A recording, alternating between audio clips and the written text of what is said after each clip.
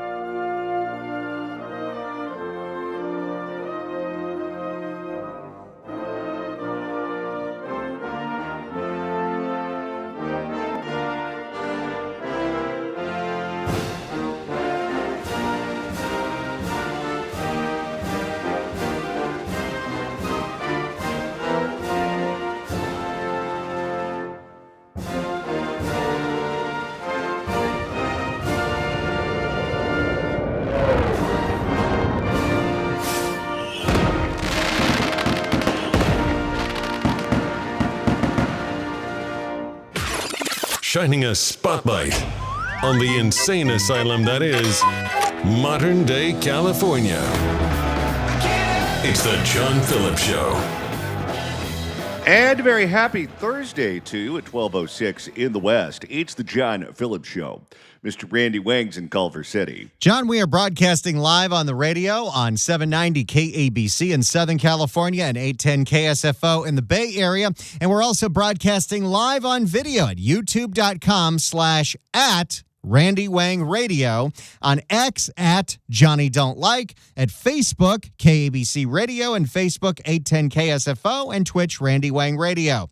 If you have any trouble finding any of those links and you want to watch us till 3 o'clock, email us at johnnydon'tlikeshow@gmail.com. 800-222-5222 is the telephone number, 1-800-222-5222. Well, the top story today involves former candidate for mayor of Los Angeles, Spencer Pratt, who I think many expected to go away after he lost the primary to Karen Bass and Nithya Raman.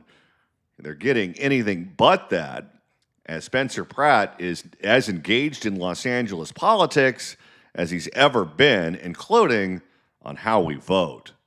Spencer Pratt put out another video yesterday afternoon going after California's questionable practice of ballot harvesting. For more on this, let's go right to Spencer Pratt's YouTube account. It does start out as an AI horror movie. And if you haven't seen this video, hop on the live feed. You got to watch this thing. It is very entertaining. It kind of looks like Nightmare Before Christmas to me. A little bit. It's got a Burton-esque feel to it.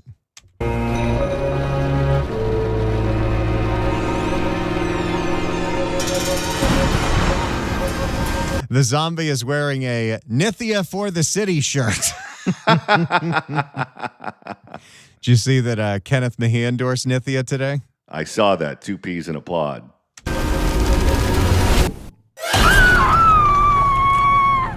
The title is Harvester of Sorrow.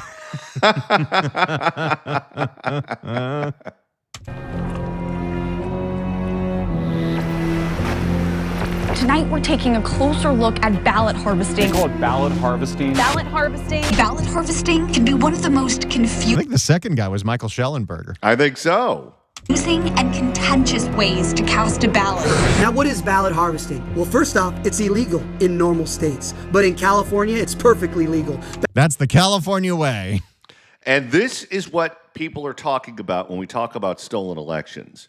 We're not talking about people in Norwalk who are counting the votes the wrong way.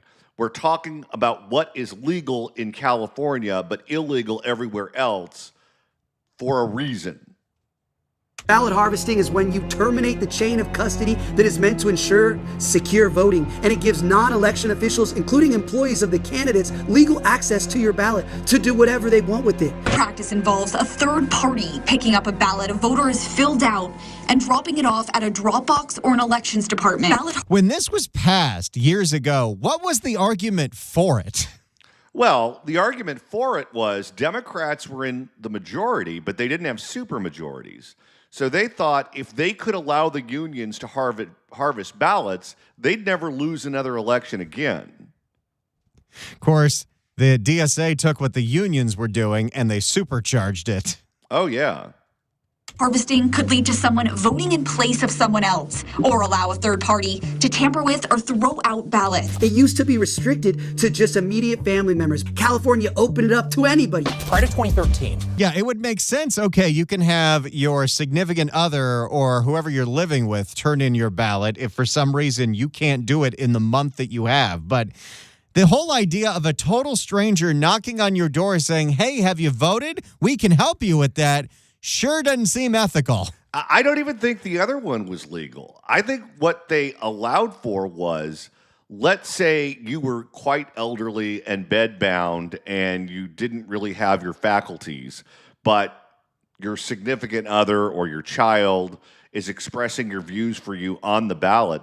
I think you still had to be able to sign the ballot or sign the envelope saying that you gave the other person the authority to fill it out on your behalf, but you still had to sign it.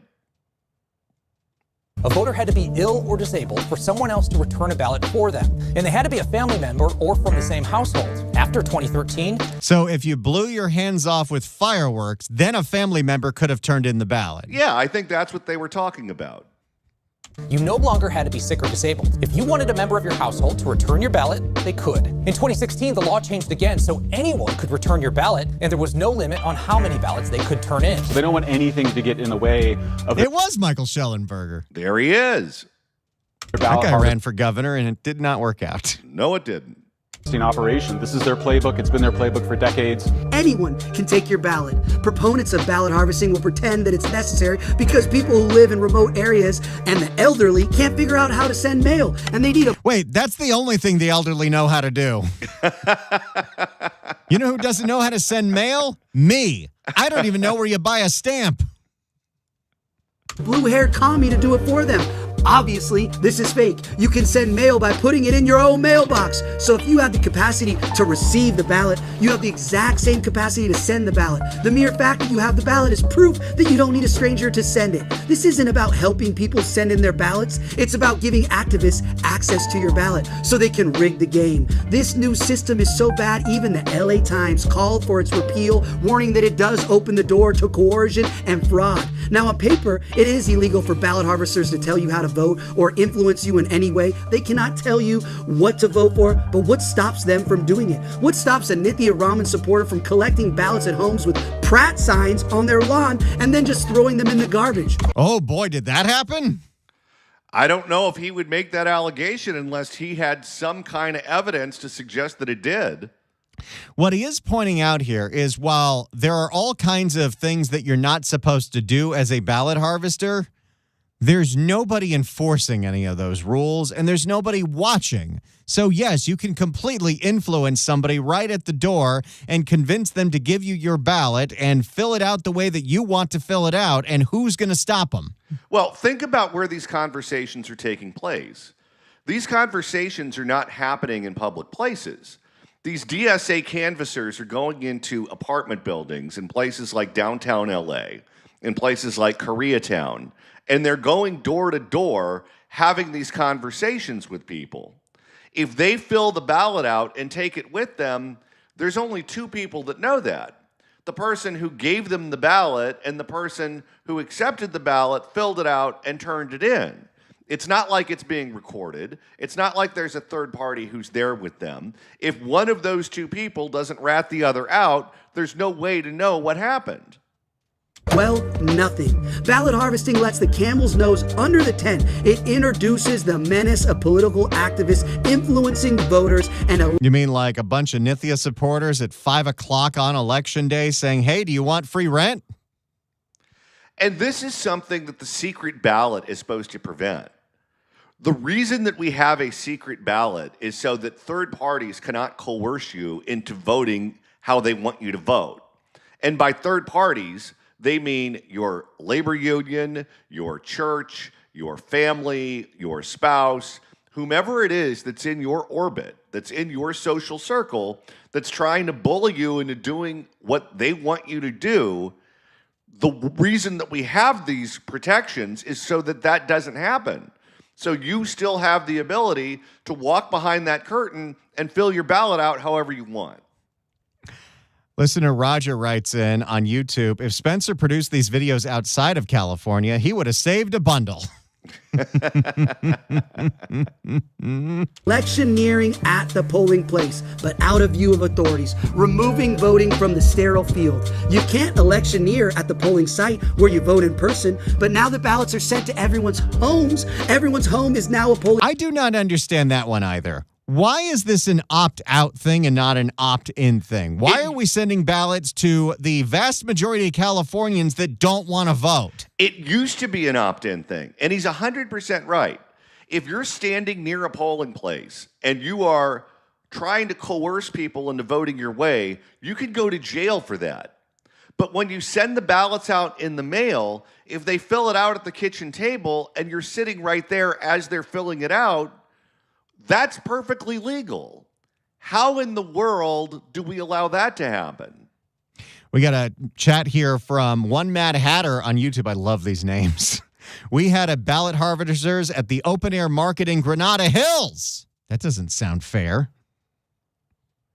Site, but there ain't nobody overseeing the laws. The casino has rigged the game. That's why they never lose. They can just go and send out a bunch of labor organizers, go through housing projects, go through homeless encampments, get votes. Or, as was pointed out in the chat, nursing homes, people who really don't know what's going on. Oh, yeah. Imagine, so we know that there's a lot of fraud, for example, in hospice care facilities, right? Yes. These are people who are circling the drain, but they still have ballots that are sent to them. So we know there are hospice facilities that have phantom people who are there. And we know that people in hospice, many of them are just totally out of it to begin with. If you go to a facility like that and there's a big stack of ballots that are there, what's preventing the fraud? What guardrails do you have? If someone is a bad actor, if someone is unethical, if someone is willing to break the law, how can you stop them? From people who weren't planning on voting, get them to vote in the ways they wanted them to. It may be tough to coerce a vote at a polling site. The people there are committed voters and they've already made up their minds. But when everyone in California gets a ballot, that includes a lot of apathetic people who never vote and simply don't care. You mean like these people? No, I don't know enough to give you any good information, but good luck finding someone who does. Bingo. Easily talked into voting. I mean, these are, if you think about the process, especially how this LA mayor's race played out, where when you look at the vote count of all the people that voted before Election Day, there was a very clear spread. What changed was all the people that decided to vote at the last minute, people that did not pay attention to this thing at all, got their ballot for 30 days and then turned it in only when someone knocked on their door and said, hey, how about a rent freeze? And surprise, surprise, the results of those ballots are totally different from everyone else's. For the commie candidate, when one of their minions harasses them at the door and says, hey, you want a rent freeze? You want free stuff? Vote for Nithya. Hey, I'll take the... Vote for Nithya. That is so true. That is so true. That is exactly how it happens, by the way. This is what they do. You know what this is? What is this? This is a secular tent show revival. This is, instead of the Jehovah's Witnesses going door to door, this is the DSA going door to door. Because think about it. If someone just randomly knocks on your door at some time of the day or night, do you even answer the door? I do not. No. So these are people who have so little going on in their life, and they're so starved for attention, they're willing to open up the door to a complete stranger knowing that they might get murdered. So let's start from that premise. So what does the DSA person say to this individual? Well, they meet them where they are. That's part of the reason that they've been so successful at this. They go to them knowing that they probably haven't thought that much about politics, but they know how to talk to them in ways that coerce them into turning their ballot over to the person who's going door to door. So they look at them right in the face and they go, at one point in my life, I used to be a big fat slob just like you. I had purple hair. I had tattoos all over my body because, I had a big canvas to fill. I had so many piercings in my face, I looked like a weapon, including piercings in my nipples, which is why socialists want to get rid of the TSA, because that is discriminatory against those of us with nipple rings. I'm going to make sure that's not a drop either. Doing you all kinds of favors this week. So let me ask you a question. When's the last time you've seen a doctor? Oh, it's been a while, huh?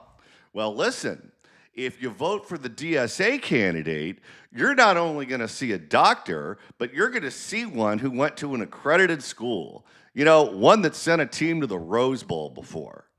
And then you're going to go to that doctor, and he's going to give you so much Ozempic, it's going to make your tummy look like a pincushion.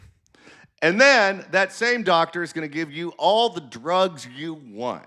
We're going to totally nurse Jackie you. Your bathroom is going to look like Graceland if you vote this way. So, what do you think about free health care? Oh, you like free health care. Okay, you also seem like a deadbeat who's not good for the rent. When your landlord sends you all of those threatening letters telling you better pay the rent or you're going to get kicked out, we can stop that with an eviction freeze, because evictions are violence. What do you think about that? We know that everyone in your family has a record, and we know that they have a hard time finding a job because employers discriminate against those who've done lots of time. What do you say we ban that too? Okay, doesn't that sound fantastic? Give me your ballot. And that's what happens. I don't even think the person fills the ballot out with the DSA door knocker standing right there. I think they just turn it over. Listener One Mad Hatter writes in on YouTube, this show is no longer family friendly with all that nipple ring talk. They do want to get rid of TSA, by the way. Oh, boy. Ballot for you. You know what? Why don't you just sign the envelope? I'll deal with all the paperwork. Is that legal? Nope. But who's watching? You think the apathetic non-voter is going to call the authorities to report illegal electioneering? The game is rigged. You can play if you choose, but the House will never lose. So Spencer Pratt has diagnosed the problem. John, when we come back, he has a very unique solution to this problem. All right, all that coming up right here on The John Phillips Show.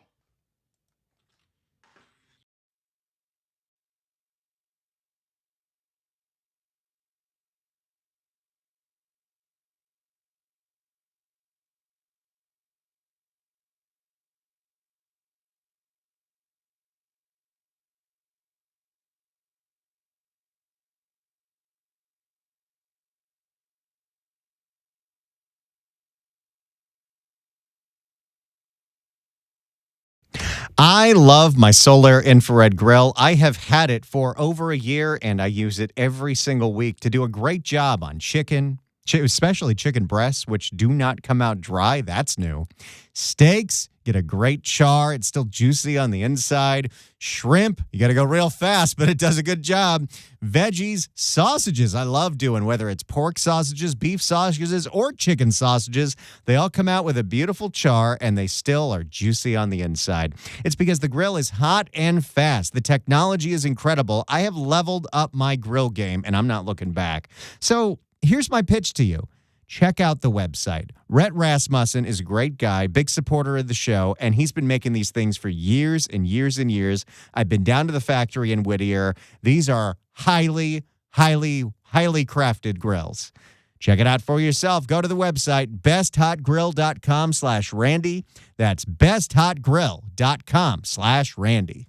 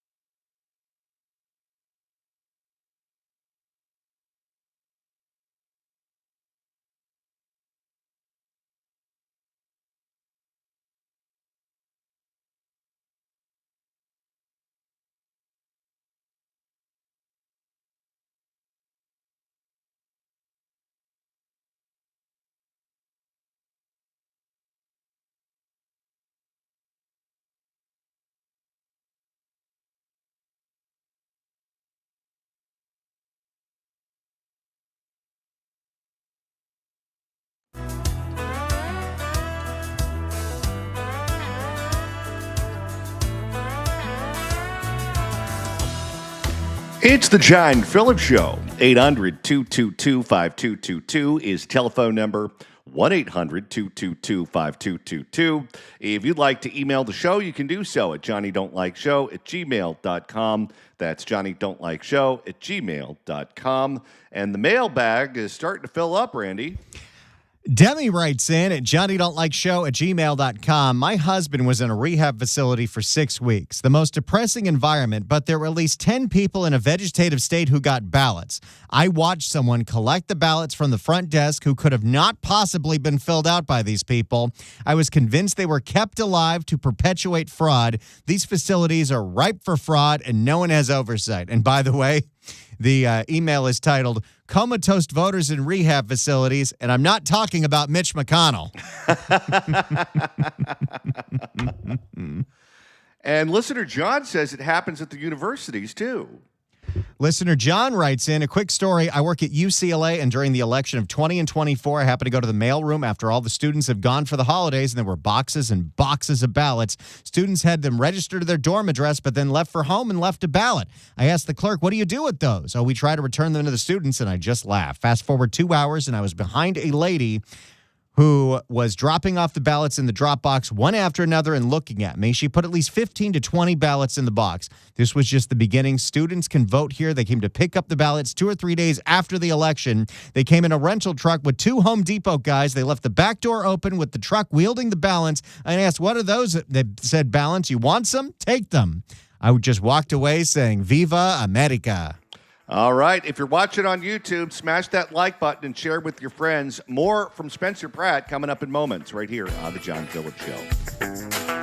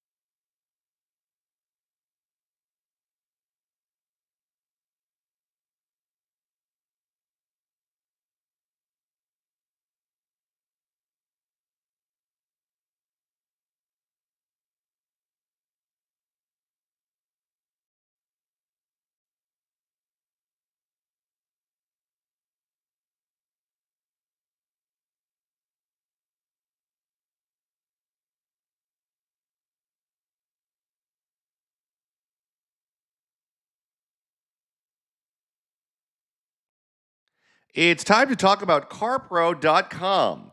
Listener Robert contacted Tustin Hyundai because they're an authorized CarPro dealership.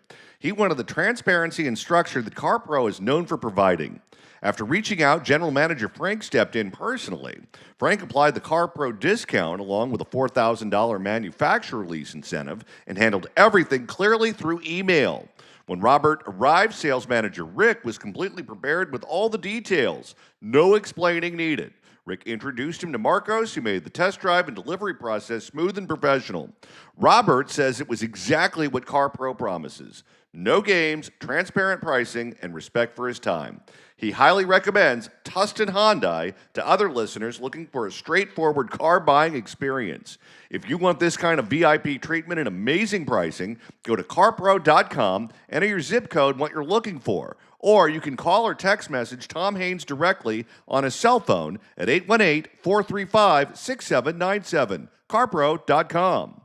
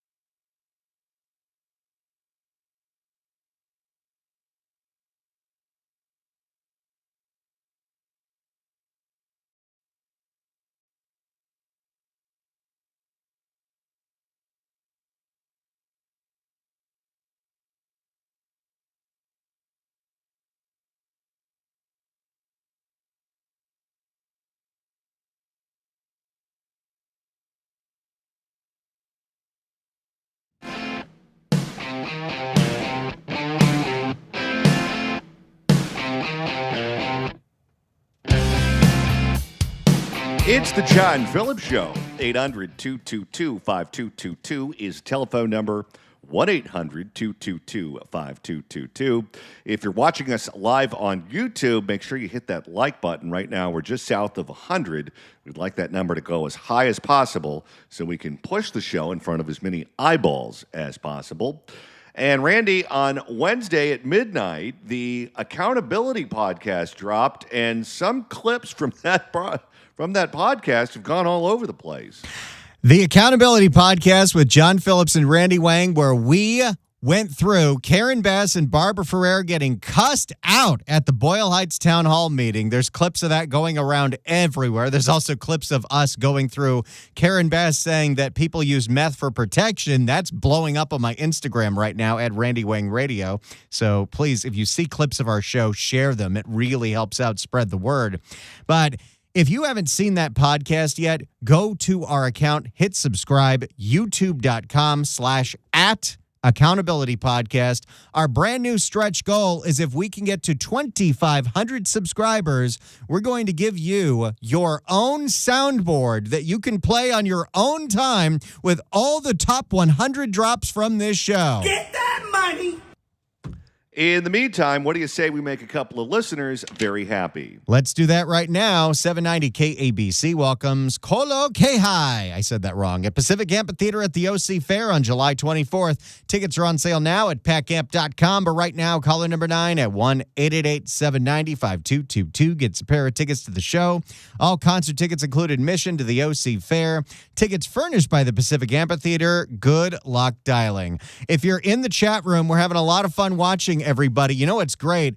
I love seeing where people are watching from because we've got, of course, a lot of listeners in Southern and Northern California, but I saw Bart from Arizona in there, a listener from Vegas in there, and Johnny, we've got someone in there watching us from Perth, Australia, where it's like 2 a.m. I love it. So tell us where you're watching from. We love seeing that in the chat.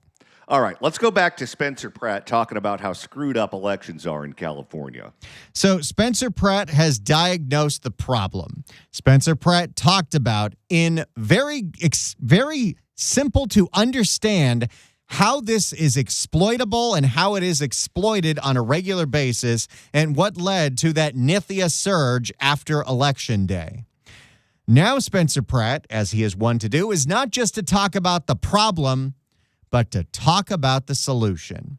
So let's hear what Mr. Pratt says is how we solve the problem of ballot harvesting in California elections. One point before we get to this. What has fundamentally changed in California, in the old days, what you needed to do was get the vote. Coerce people into voting your way through arguments. My ideas for running the state are better than my opponents. My ideas for running the city are better than my opponents. Now it's shifted. Now you're not trying to win votes. What you're trying to do is you're trying to win ballots. You're trying to get the ballot, not the vote. That's a problem. Without further ado, let's get back to Spencer Pratt. The solution is so simple. Mail ballots need to be banned. They're too vulnerable to fraud. I mean, we sure have seen a lot of situations here where there's no reason why we're sending ballots out to everybody, including, and John, you can attest to this, being sent out to places where people don't live there anymore. Oh, in my last house, I received the ballot for the guy who lived there the entire time I owned that property.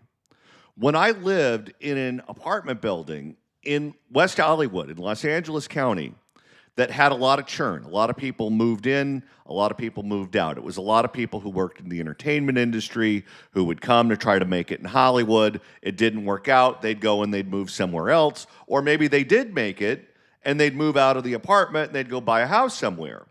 There were a lot of people moving in, a lot of people moving out. Every election cycle, there would be a stack of ballots in the mailroom that just sat there. And then one day they would just disappear. And I never knew who picked them up. I never knew what the person who picked them up did with it, but they were just there and then they weren't. You want people to buy into the process, that it's a legit process. You don't want them seeing that. And remember the story we did earlier this year. A woman received a ballot for the 2025 election for Prop 50. That woman died in 1994. Yep.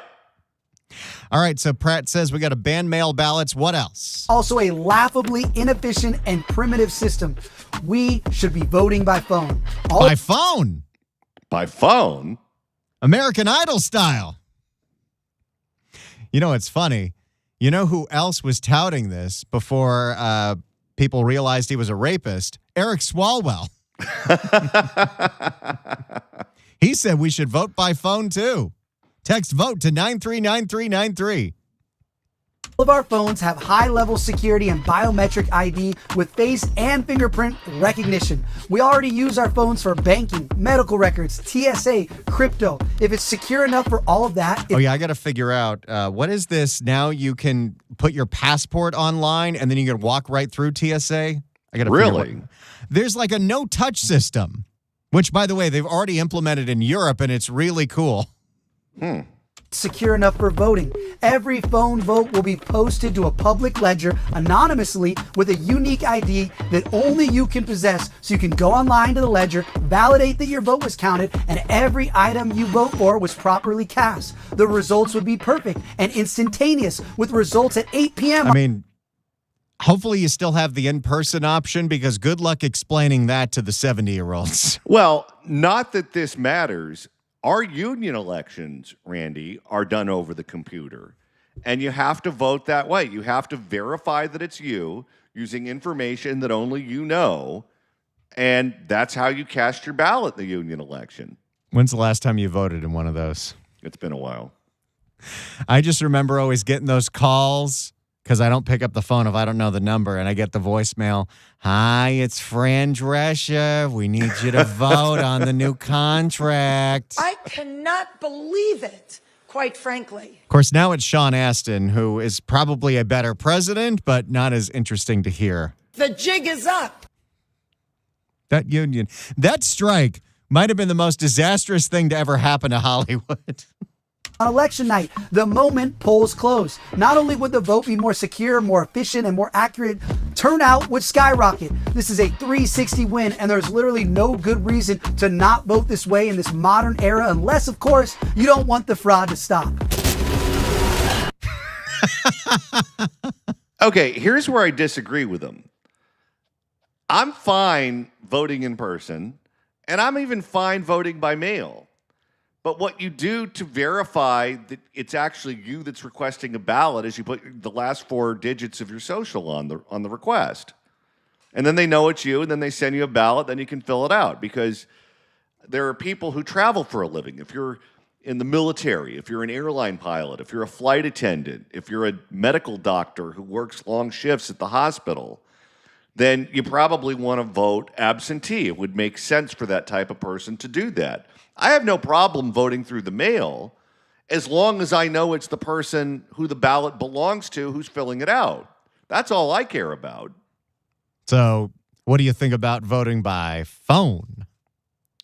Well, if they could figure out a way to do it where you verify that it's the actual person and that it's not going to get hacked, then fine. The threat that I would see with voting by phone is that you could have hackers, a different country, China, Russia, whomever, decide that they're going to hack into it and tip the results one way or the other. What if you had someone that got mugged, and while they were getting mugged, they shoved the phone in your face and said, "You're voting Nithya"? Well, I guess that is possible. So that is Spencer Pratt's pitch to the voters.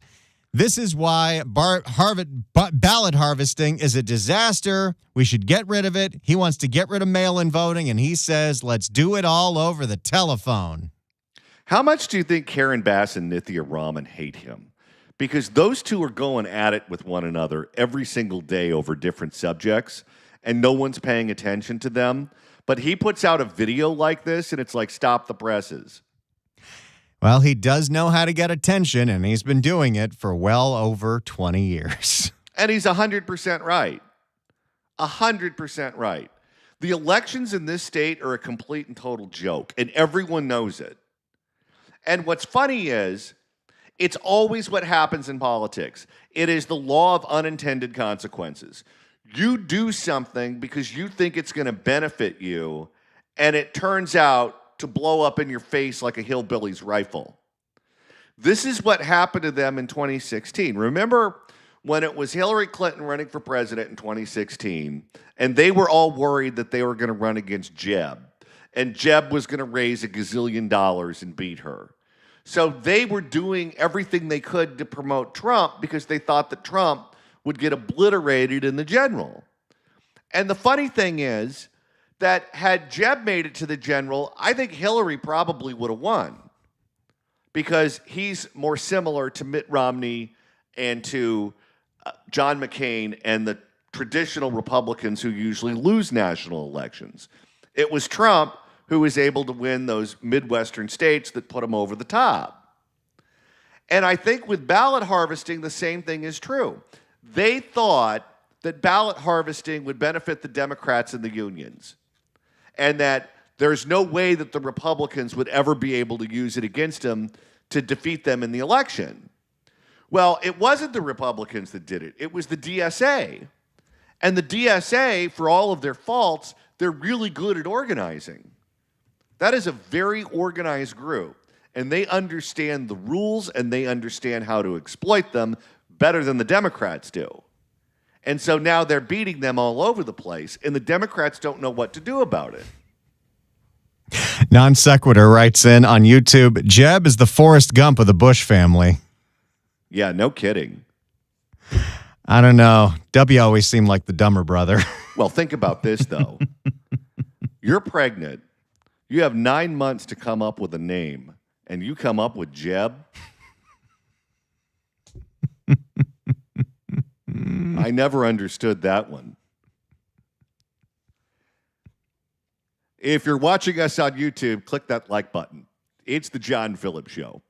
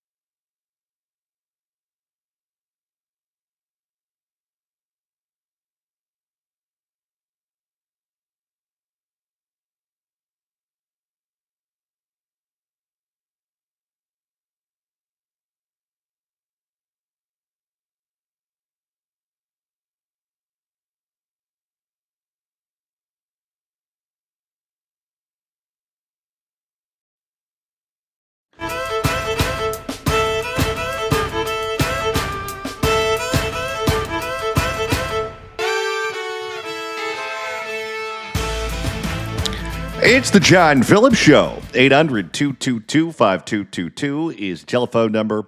1-800-222-5222. Randy, how are we doing on the likes? Let's see how many people are liking the show today. You can watch us live every single day at youtube.com/@Randy Wang Radio or X at Johnny Don't Like or Facebook at KABC Radio, Facebook at 810 KSFO, Twitch at Randy Wang Radio, but we might move Twitch to something else because I don't think anybody uses that. We're at 112 likes for today's show so far. Thank you very much, and hit that share button. Post the show everywhere, including on Nextdoor. Let's see what kind of bee's nest that riles up. And the chat is so active today, it's hard to keep up with. I do love seeing the shout-outs of where everyone is listening from. Lots of Orange County, Long Beach, LA County, Ventura County, but I think I saw a guy in Idaho. I saw someone in Virginia. We got a whole lot of people paying attention to this show, and it's a lot of fun doing this live with y'all every single day. All right, we've got an update for you on the California governor's race. Becerra has got like a 25-point lead over Hilton. And the man is not campaigning. Bob Bonta. Nope, that's the wrong clip. Scrub it. There you go. That's why you guys need to have your own soundboard. I got too much going on. For more, here is NBC LA. Now to Decision 2026, the two candidates. She almost said 2028. She did. It's vying to become California's next governor took to the stage in Los Angeles today. And tonight, we're getting new insight into the race. Robert Kovacic is in the newsroom for us with the results of a new poll. Robert. So, Carolyn, if the election were held today, this new survey by the Public Policy Institute of California finds one candidate winning by a very wide margin. California likely voters say they would choose Democrat Javier Becerra over Republican Steve Hilton. How pissed off does this poll make Katie Porter? Oh, she's got to be furious. Hey, hello, everybody. Do you see that she changed her Instagram account to a book talk account? Oh, yes. She's going to start. Imagine joining a book club where you get yelled at and harangued every time you talk about a chapter? Now, do you think it's going to be political books? Do you think it's going to be history books, books on law? Or is she going straight into the romantasy where she starts talking about ACOTAR and the fairies banging the centaurs? It doesn't matter if it's Cat in the Hat. She's going to tell everyone to F off. Get out of my shop. 61% to 36%. That's 25 points. Did the poster that I have in the back of my shot just fall while I was playing Katie Porter, Get Out of My Effing Shot? Did it? So we have this awesome poster that a listener gave us at the Pineapple Hill event that he made himself because we don't have a marketing budget. But our walls here aren't actually walls. It's like the cheapest studio you've ever seen. And it does not have soundproofing whatsoever. If people are talking in the hallway, I can hear them. And everything falls off of this wall all the time. And Katie's voice is what did it this time? I think so. Get out of my shop. Every time. All right. Art's coming in to put back up the poster.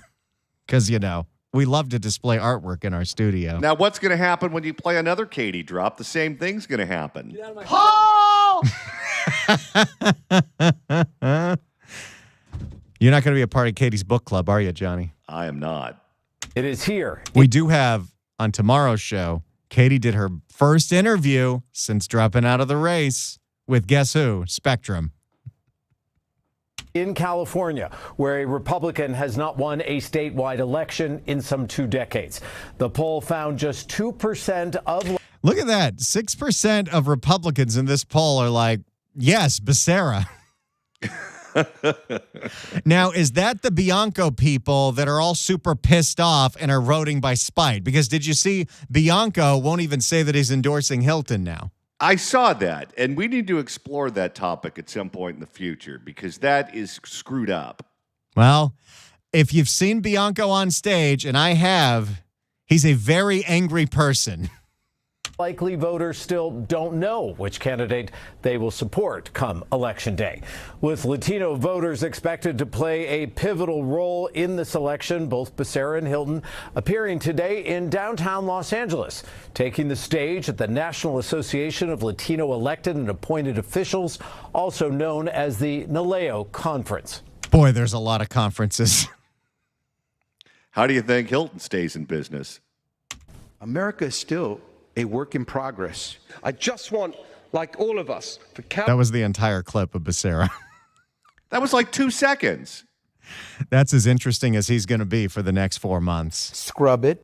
California to be truly amazing.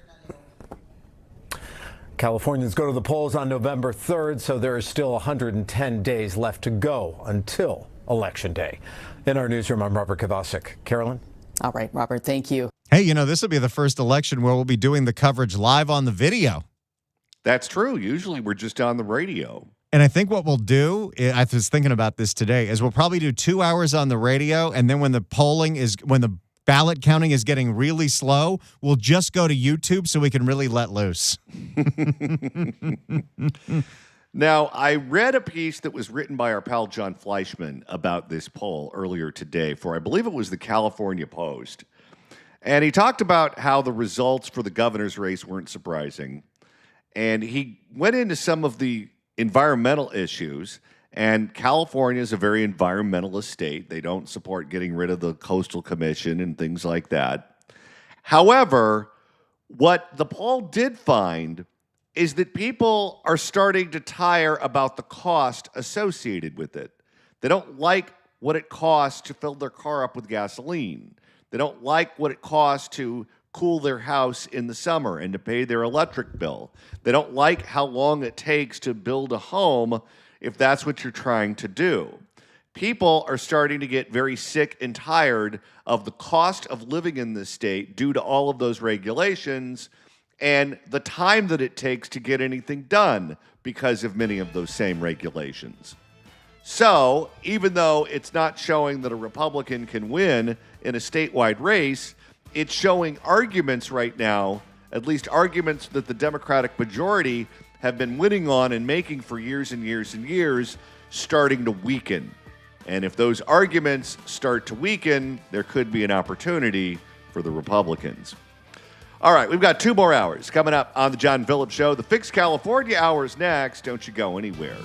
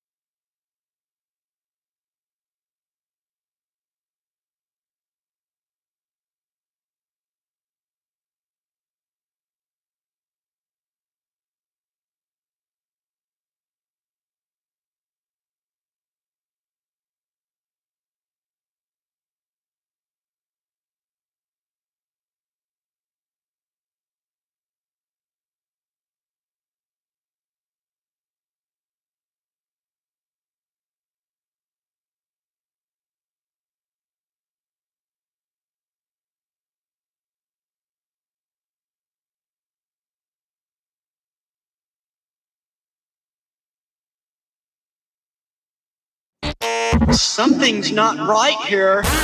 Crime is up all over the state. The homelessness in the city is out of control. The economy is sick. Taxes are high. Housing is expensive and businesses are leaving. California needs fixing. And John Phillips is just the man to lead the charge. It's the Fix California Hour with John Phillips and Randy Wang. And we continue at 1:05 in the afternoon on the John Phillips Show. Mr. Randy Wang's in Culver City. John, we are broadcasting live on the radio on 790 KABC in Los Angeles in Southern California and 810 KSFO in the Bay Area. And we're also streaming live on video every single day. YouTube.com/@ Randy Wang Radio, X at Johnny Don't Like, Facebook at KABC Radio, and Facebook at 810 KSFO. And you can participate in the chat room. You can hang out with us. There's lots of people playing around during the breaks. We're having a lot of fun in here. And if you're driving, if there's nowhere for you to watch this stuff live from noon to 3, it's all on demand. So you can watch it later tonight. I do put out clips and certain segments on the channel as well at youtube.com/@ Randy Wang Radio. Hit that like button and share this show. It's very easy. Hit that share button. Put it on your social media feed, your friend chat, or even on your next door. See what kind of fight that'll start. 800-222-5222 is the telephone number, 1-800-222-5222. Well, apparently everyone's cheating over at the DMV. Well, it's either everyone's cheating over at the DMV or the DMV thinks that everyone is cheating. Or maybe it's just Lori Loughlin and Felicity Huffman who are making sure they grease the skids for their kids. Boy, neither of them are ever going to live down that one, are they? No, they're not. For more on this, here is a great piece from ABC 10 in Sacramento. When David Specht moved from Chicago to Sacramento late last year, he passed his DMV knowledge test, got his California driver license, and thought he was done. You know what? You should get an automatic pass if you're coming from a state that has to deal with ICE. I don't know if I'd be bragging about this, by the way. You know what the questions are like on that test, right? Red means stop, and green means fill in the blank. You know, there are some people that don't pass. But 6 months later, that changed. David says he received this letter saying the DMV found irregularities in his knowledge test results. Unless he passed the test again within 30 days, his license would be canceled. What? Now, wait a minute. What kind of funny business was going on when this guy took his test? Did he have the AI take the test for him? What was going on? Now, are those glasses that he's wearing to block the sun, or is he blind? Well, I got to imagine if he was blind, he would not be applying for a driver's license. Well, maybe that's what the DMV is concerned about. When I first got the letter, I thought maybe because I had taken the test so quickly, it was flagged. And then the more I thought about it... Usually things move real slow at that DMV. Yeah, no kidding, like molasses. I just found it odd, so I Googled some of the language from the letter, and I stumbled upon numerous Reddit threads and Facebook posts. We connected with some people on those same social media pages, and they shared their DMV letters with us.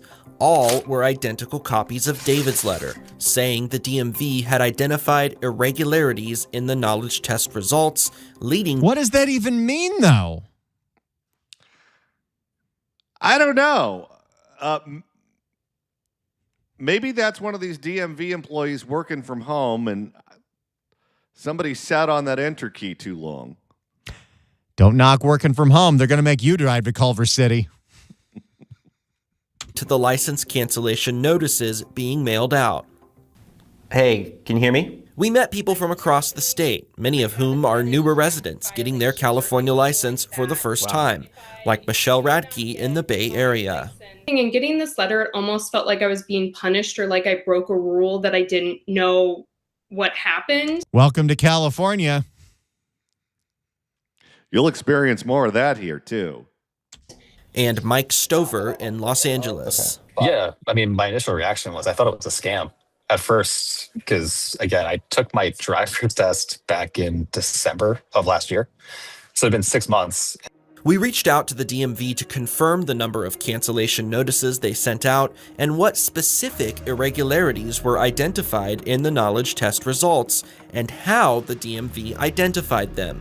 An agency spokesperson said in part, quote, "The California DMV has identified irregularities in certain driver knowledge test results." That's not specific to anything. No, we saw they wrote stuff on their hand. They used their phone. Someone was whispering in their ear.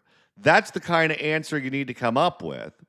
But this is 11,000 different applicants at DMVs up and down the state in a very specific amount of time. What exactly are they alleging here? Did someone post the test online on Reddit? That may indicate instances of cheating. Also, I don't think they even check to see if you're looking at your phone while you're taking the test. No, that is the most apathetic place on planet Earth. No one over there gives a damn. Routine internal monitoring, we reviewed multiple data points and found patterns suggesting that some individuals may have attempted to circumvent the testing process using various cheating methods. 11,000 of them? As part of this ongoing review, the DMV notified approximately 11,000 individuals that they must return to a DMV office and retake their knowledge test within 30 days. So you've already lost 8 hours of your life. How about another 8 hours? Individuals who do not complete and pass the retest will have their driver's license canceled. Which in most of California is a big deal. Unless you're living in the city of Los Angeles, because we don't do pretextual stops anymore, so no one's going to pull you over for having an expired license. It's so weird to me that this state is just anything goes when it goes to so many crimes. Yet if you triggered some kind of algorithm that resulted in them sending you a letter alleging that you cheated, they can revoke your license without providing proof that you cheated. We're going to ask if there's anyone else in the committee room. Oh, it's Mr. I Love the High-Speed Rail, Dave Cortese. Great. With the DMV taking weeks before admitting the testing result anomalies were tied to possible cheating, we took our questions to the California Senate Transportation Committee, which oversees the agency.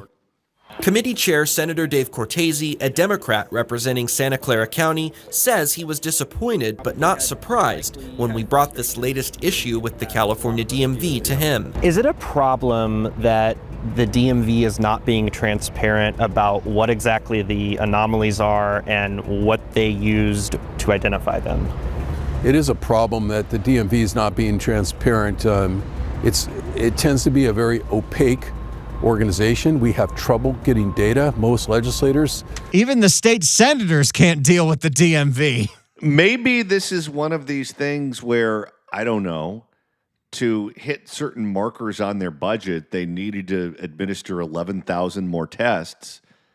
And since they didn't have any customers, they just created them by alleging that people cheated when they have no proof of that. Who run bills here in the Capitol will tell you it's very difficult to get basic data that they'd like to have. And it's hard to figure out why the DMV has this culture of keeping their cards so close to the vest. They're one of the most public agencies in every other regard. Gavin campaigned on modernizing the DMV, and while the DMV ATM that is at Ralph's is fantastic, if you ever actually have to go in that office, it still feels like it's 1978. I'll tell you, I do most of my DMV paperwork over at the Auto Club. You could pretty much do most everything there except for taking the tests. I thought we're supposed to keep that a secret. That's why those lines aren't very long. Investigating this story, Cortese and his team sent a letter to the DMV director asking many of the same questions. That's a TLDR at the DMV. They're not reading that. No. We did. What exactly were the testing anomalies and what tool or... That's going to be that meme. Sorry, I ain't reading that. Sorry that happened to you, or I'm happy for you, whichever one works. method did the DMV use to identify them? Cortese says the DMV's response will help determine whether lawmakers need to take further action.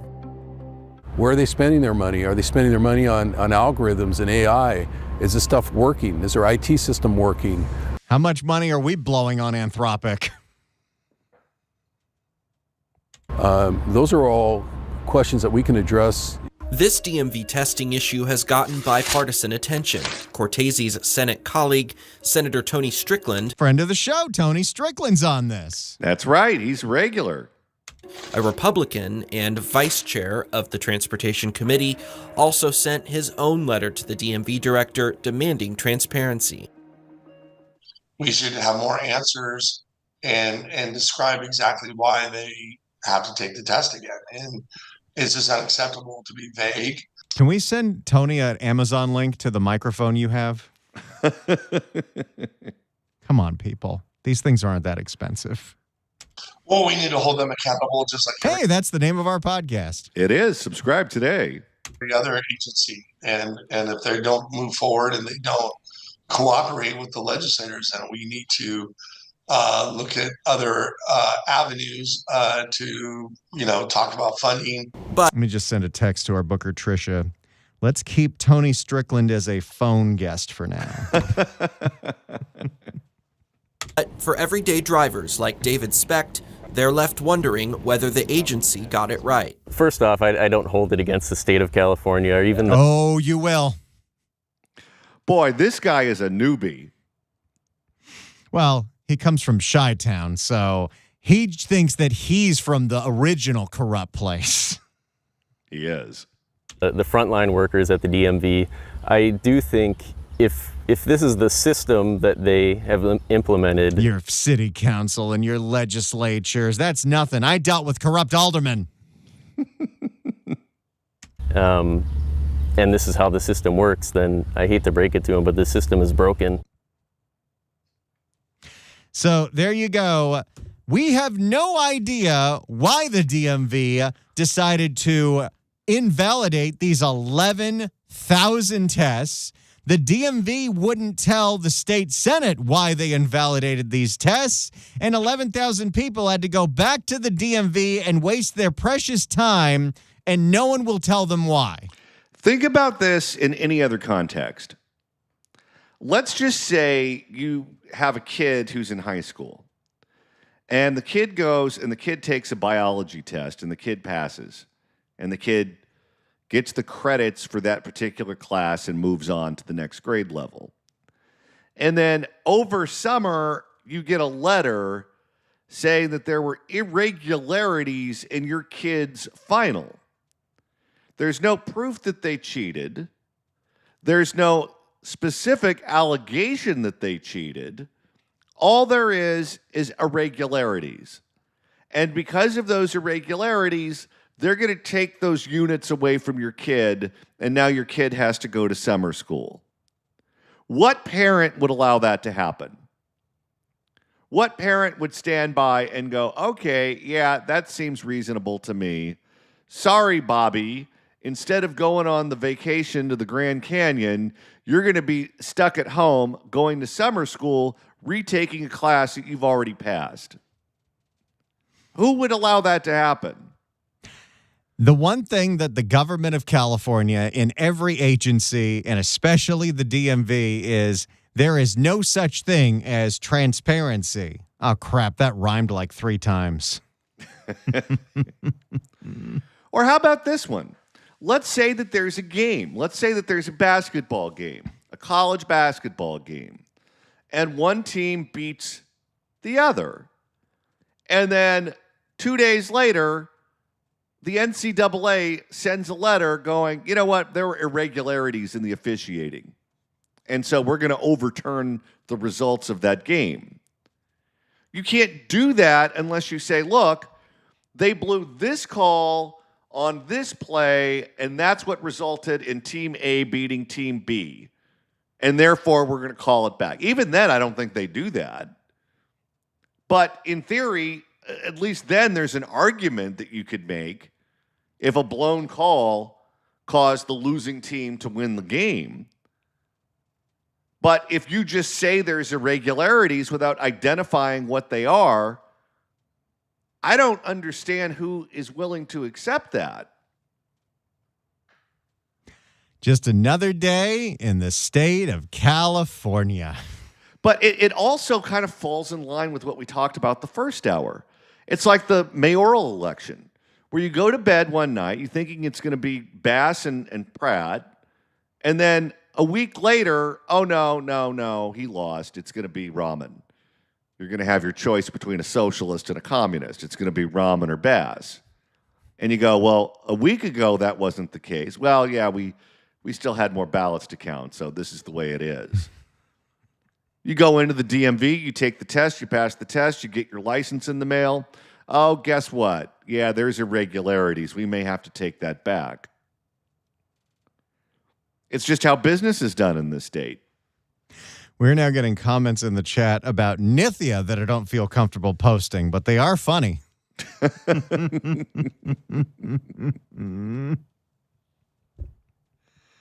But my God, and then the DMV gets letters from these members of the state legislature, and they essentially tell them to pound sand. That is a bureaucracy that thinks that they are untouchable from the people and the electeds who represent them. Well, and in a world of term limits, they are. These people have probably been around a lot longer than the people trying to boss them around. The bureaucracy is real. And that is one of the problems that happens with term limits, is that the bureaucracy just decides they're going to wait them out because they're going to be around longer than the electeds. And you know what? They're right.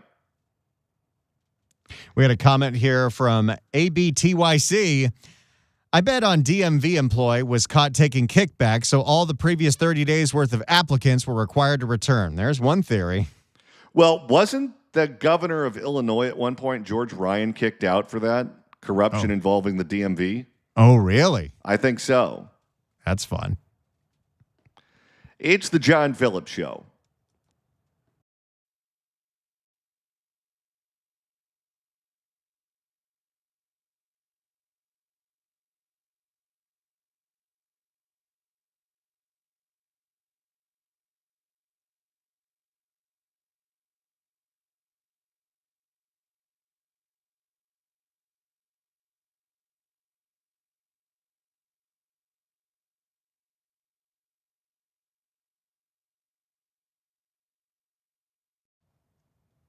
Okay, let's get real for a moment. If you've been injured in a car accident, motorcycle, slip and fall, whatever, the lawyer you choose matters. And I'm telling you right now to do your homework. Before you hire any personal injury attorney, pull out your phone, look them up, read the reviews. Clark Fielding has successfully represented many of our KABC listeners, and it shows. 5 stars on Google, 5 stars on Yelp. Now compare that to a lot of the big, heavy advertisers you hear everywhere else. You'll see ratings that are all over the map. Some good stars, plenty of bad ones. That should tell you something. When people are hurt, stressed, and vulnerable, reputation and results aren't optional. They're everything. If you've been injured and want real answers, call Clark Fielding at 833-88-SHARK. That's 833-88-SHARK. Or find him online at clarkthesharklaw.com for a free consultation. Look him up, read the reviews, then decide who you want on your side. That's Clark Fielding, the Jaws of Justice, at 833-88-SHARK.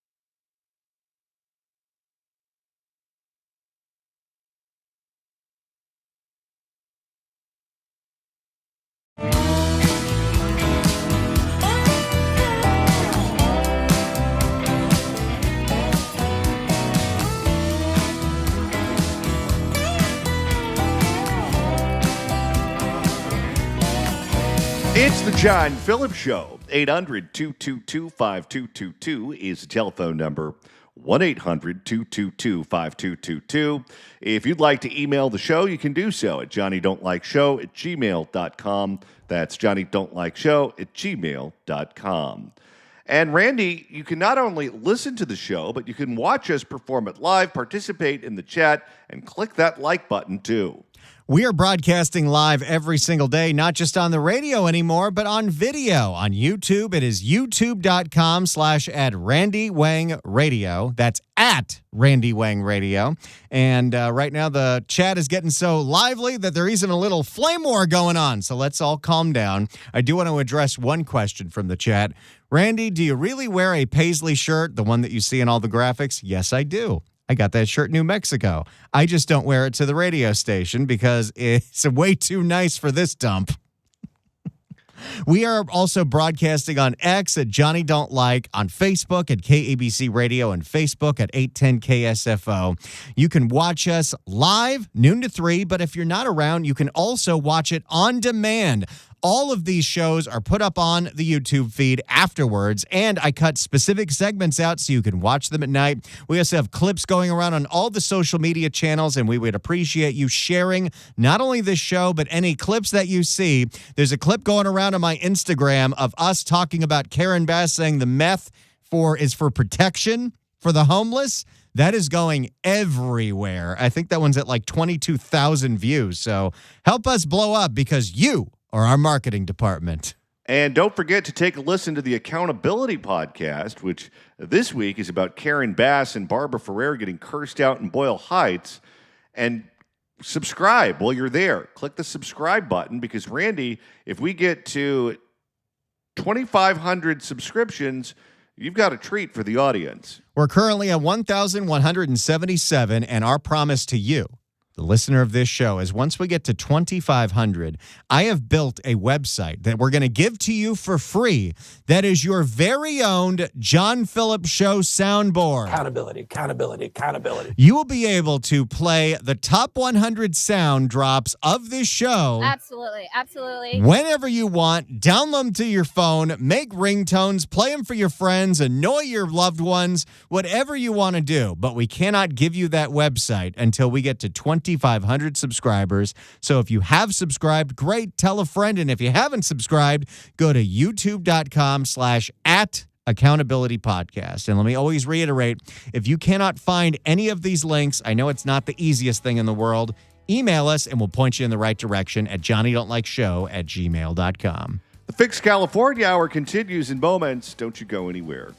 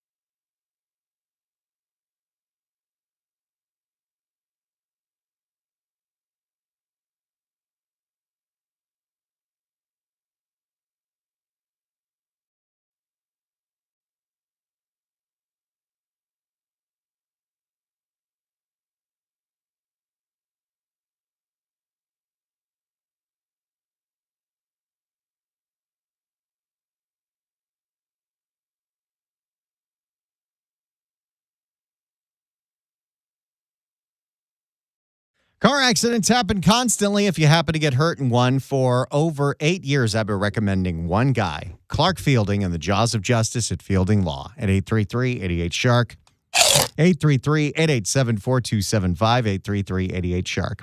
Even a minor accident can lead to a major long-term injury, so don't go at this alone. Get the jaws of justice on your side, helping you out with your case. That's Clark Fielding at Fielding Law. 833-88-SHARK, 833-887-4275. Clark Fielding has got 5-star reviews on Yelp and Google. This is the guy you want in your corner helping you out with your case, so find out if you have one. Get a free consultation from our buddy Clark Fielding in the jaws of justice at Fielding Law at 833-88-SHARK, 833-887-4275, 833-88-SHARK, and go to the website clarkthesharklaw.com. That's where you can download the accident preparation guide. Get it for free at clarkthesharklaw.com. Hurt in an accident? Bite back. Call Clark. 833-88-SHARK. clarkthesharklaw.com.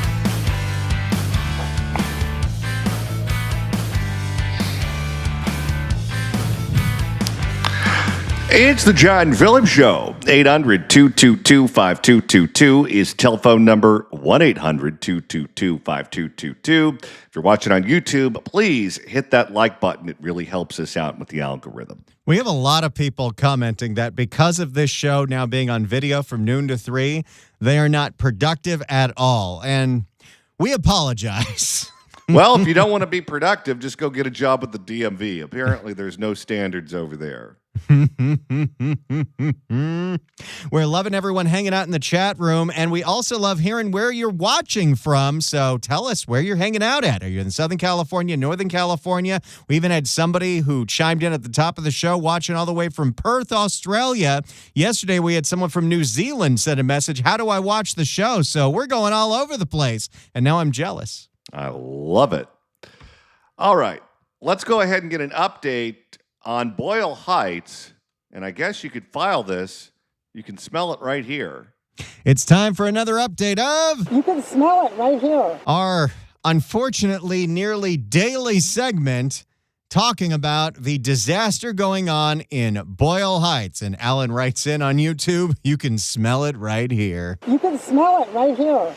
So here's the latest. And by the way, we'll probably have this video for you tomorrow. Nithya, who has been pretty silent for the last week or so, put out a video blaming Karen Bass for lying about how dangerous the toxic fumes are. And that might connect well with voters because, John, when we watched that town hall, the one we covered on the Accountability podcast, that seemed to be the thing she was getting screamed at about the most. Well, and it's not as if they didn't present any evidence. Apparently, the people who live around there have their lungs filled with fluid and they're bleeding from the nose. And if they use the water to bathe in, they have rashes all over their bodies. And if they go to one of Barbara Ferrer's health clinics, they get Tylenol. Yeah. Well, they also get Narcan and a condom. Well, there is that. Wash your hands often and always before eating and after toileting. Without further ado, a special treat on today's update because Fox 11 sent Ed Laskos to the dump fire. For more, here's Fox 11. 4 weeks since the Lineage warehouse fire, and anger's growing again. We're now a month out from this thing, and we're 2 weeks out from Karen Bass's stupid 45-day window to clear all the debris, and we're at about 1% completion. Oh, this is going to go on forever. In Boyle Heights, new tonight, families gathered for a candlelight vigil. They're demanding evacuation and an independent cleanup. Fox 11's Ed Laskos live once again, Forest and Boyle Heights, where there continues to be so much frustration, Ed. Frustration and anger, Phil, as it's really been a night here of prayer and emotions. As you think about it, that fire at the Lineage warehouse, long over. The cleanup continues day by day. But there were a lot of people putting out this message, and I think originally people were putting it in jest that, they should have just let the place burn down because then all the food would have been cooked. But the more you think about it, putting out that fire ended up turning into a bigger disaster. Well, because not only did you stop the fire or stop the food from cooking, but then you dumped tons of water on it too. Controversy it brings and the frustration it brings, all that is still burning strong. Mikey, take us into the story, will you? This is the scene right here in front of the Resurrection Catholic Church, Boyle Heights, East LA area. They're just wrapping up. Well over 100 folks here, most of them. If you're wondering why there's so many people out there, this is upwind from the disaster zone. I was about to say, where's his mask? Neighbors, as they said, from that disaster zone. As they I see a chin diaper. It's doing great. Oh, that brings me back. Call it the disaster zone, downwind from the fire, the smell, and all the problems that come with it. Saying prayers here tonight and demanding action from leaders, especially, though, a direct message to... prayer might be the right thing, because at this point, these people feel like that they're suffering through a plague. You need some help from the Almighty. Governor Newsom himself. Let's get to it. To the video we go. Here it is, candles lit, saying prayers, saying the rosary, and their signs saying they need help. Cancer in our lungs. That's powerful. Well, if their lungs are all filling up with fluid, that can't be good. And Tylenol isn't going to fix it. I just realized that I have mild dyslexia because the first thing that I thought when I saw all those C's and U's next together wasn't cancer in our lungs.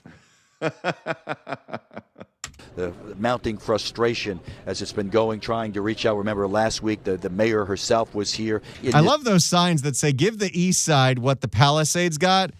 The Palisades got bupkis. Yeah, I don't know if I'd be asking for that. This neighborhood for a meeting. She was heckled. She was booed. Gives you an idea of the emotions here. And tonight I kind of wish Ed was back from vacation last week so he could have covered that thing live. Oh, can you imagine? Turning it. Thank you, ma'am. Thank you. God bless you. Take care. As some of the ladies leaving here from the vigil saying they hope their prayers are answered tonight because they need help. Well, they got one prayer answered. The man, the myth, the legend, Ed Laskos showed up in Boyle Heights. I don't know how much that's going to help them, though. Well, the only thing they can do right now is get more attention on this story because they're still being ignored by the sitting governor.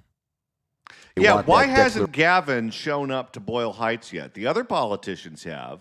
You had Hilda there. You had the councilwoman, Isabel Urado, there. You had the mayor there, Karen Bass. You had the U.S. Senator, Alex Padilla, there. Where's Gavin? And even if you look at the governor's race, Steve Hilton has gone down to Boyle Heights. Where is Javier Baccaria? Scrub it. Isn't this his whole district, too? I think it was. A disaster declaration. Think about the timetable here on this very night. We are now 4 weeks to the very night, this very moment of that Lineage warehouse exploding into a massive fire, blasting out those thick clouds. That's what the smoke looked like when we were actively promoting a 5K just a few miles away from there. Oh, yes. And we ran in it, too. Yep. Columns of black smoke, perhaps an ominous sign of what was going to be coming and dealing with for us over the last 4 weeks, last month itself. The tons, millions of tons of rotting food now, the rats, the flies, the infestation of all of that. And then you've got the air contamination, as they've been saying here. They don't look like they're moving that quickly. No, this is not going to take 45 days. This is going to take 6 months. Yes. We're at about less than, of the numbers they gave us yesterday, and I did the math, we're at under 1% completion for the removal. And we're already 2 weeks into Karen Bass's timeline. This will not happen in 45 days, which is going to be yet another BS promise broken by the mayor. The same mayor that said, don't worry, the toxic fumes aren't harmful. They're concerned for their health, and that leads to their message, their plea directly to Governor Newsom for a declaration, a disaster declaration, and the financial help it would bring. Listen. Today, we are calling on Governor Gavin Newsom to come and declare a disaster zone, to evacuate residents. Gavin ain't coming down here. No. Was that the woman that cursed out Ferrer? I think it was. She is special, and you got to hear her drop the F-bomb on Barbara Ferrer, which you can, uncensored, on the Accountability Podcast. Accountability, accountability, accountability. Who don't deserve to be living in these conditions, to be forced to be living in these conditions. Nobody deserves to be living with rodents, with flies, with maggots, with odors. You know, and there's something that we get a lot of messages in the chat when we do this story, a lot of messages in the comments on YouTube after the show, and emails. These people don't have to be there. They can leave, they can move, but a lot of these people are not going to, because here's the dirty little secret about East LA and Boyle Heights. A lot of these people are in rent control, and there is nowhere for them to move unless they want to pay a hell of a lot more money. That people describe not as rotten food, not as a dead animal that you smell on the highway, but as death. What is in our... It now smells like death. That's so disgusting. Now, think about this for a second, because it is flesh, maybe not human flesh, but it is the flesh of animals that was burned and now is rotting in that community, and that's the smell that they're getting. Look at what happened to the people who responded to the Twin Towers on 9/11. So many of them got all kinds of weird cancers, weird diseases, and ended up dying very young because they were exposed to so many chemicals and so many foul things. If I lived in that area and I was ingesting that on a daily basis, I would be terrified about my long-term health. Yeah, one of our listeners posted on the chat here. Let me pull this up from Alan. I recommend monthly cancer checkups for these people, and I couldn't agree with that more, because the amount of these people were exposed to, especially when the top elected official in the city said, don't worry, it's safe, you don't need to evacuate. I mean, I know we have qualified immunity, but there's got to be a way to sue the hell out of Karen Bass for that one. And we have Royal Oaks, by the way, coming on at 2 o'clock to answer that very question. Lungs now. What is in our bodies now? And no elected official has told us. You're very lucky right now. Reporters, I want you to know that normally, if the wind was this way, you would not stand there. Some of you would want to vomit. Some of you, your eyes would be bad. Some of you would be really impacted by it. Yeah, they had to make sure they had this thing upwind, not downwind. Now you are looking live, as the pastor was saying, perhaps divine intervention, that the wind shifted about an hour before this vigil began. Otherwise, it would have been very painful here. Well, if we were looking for divine intervention, we could have used some rain on that day. Just saying. But the wind shifted, and it's really hasn't been much of a concern at all. But when you talk to a lot of folks, they said they were happy to come over here, mostly because of the prayer vigil, but also they admit just to get out of that smell, to get out of that area that they've been really dealing with here for the last 4 weeks. And I'm just thinking, you're locked in your house. It's the middle of a heat wave. If you don't have air conditioning, which I don't know how you do that in Los Angeles, you cannot even open your window. It's like a prison sentence for these people. And all this talk about, oh, we'll offer relocation assistance, it sure doesn't seem to be happening. And it's been going on for 4 straight weeks with no end in sight.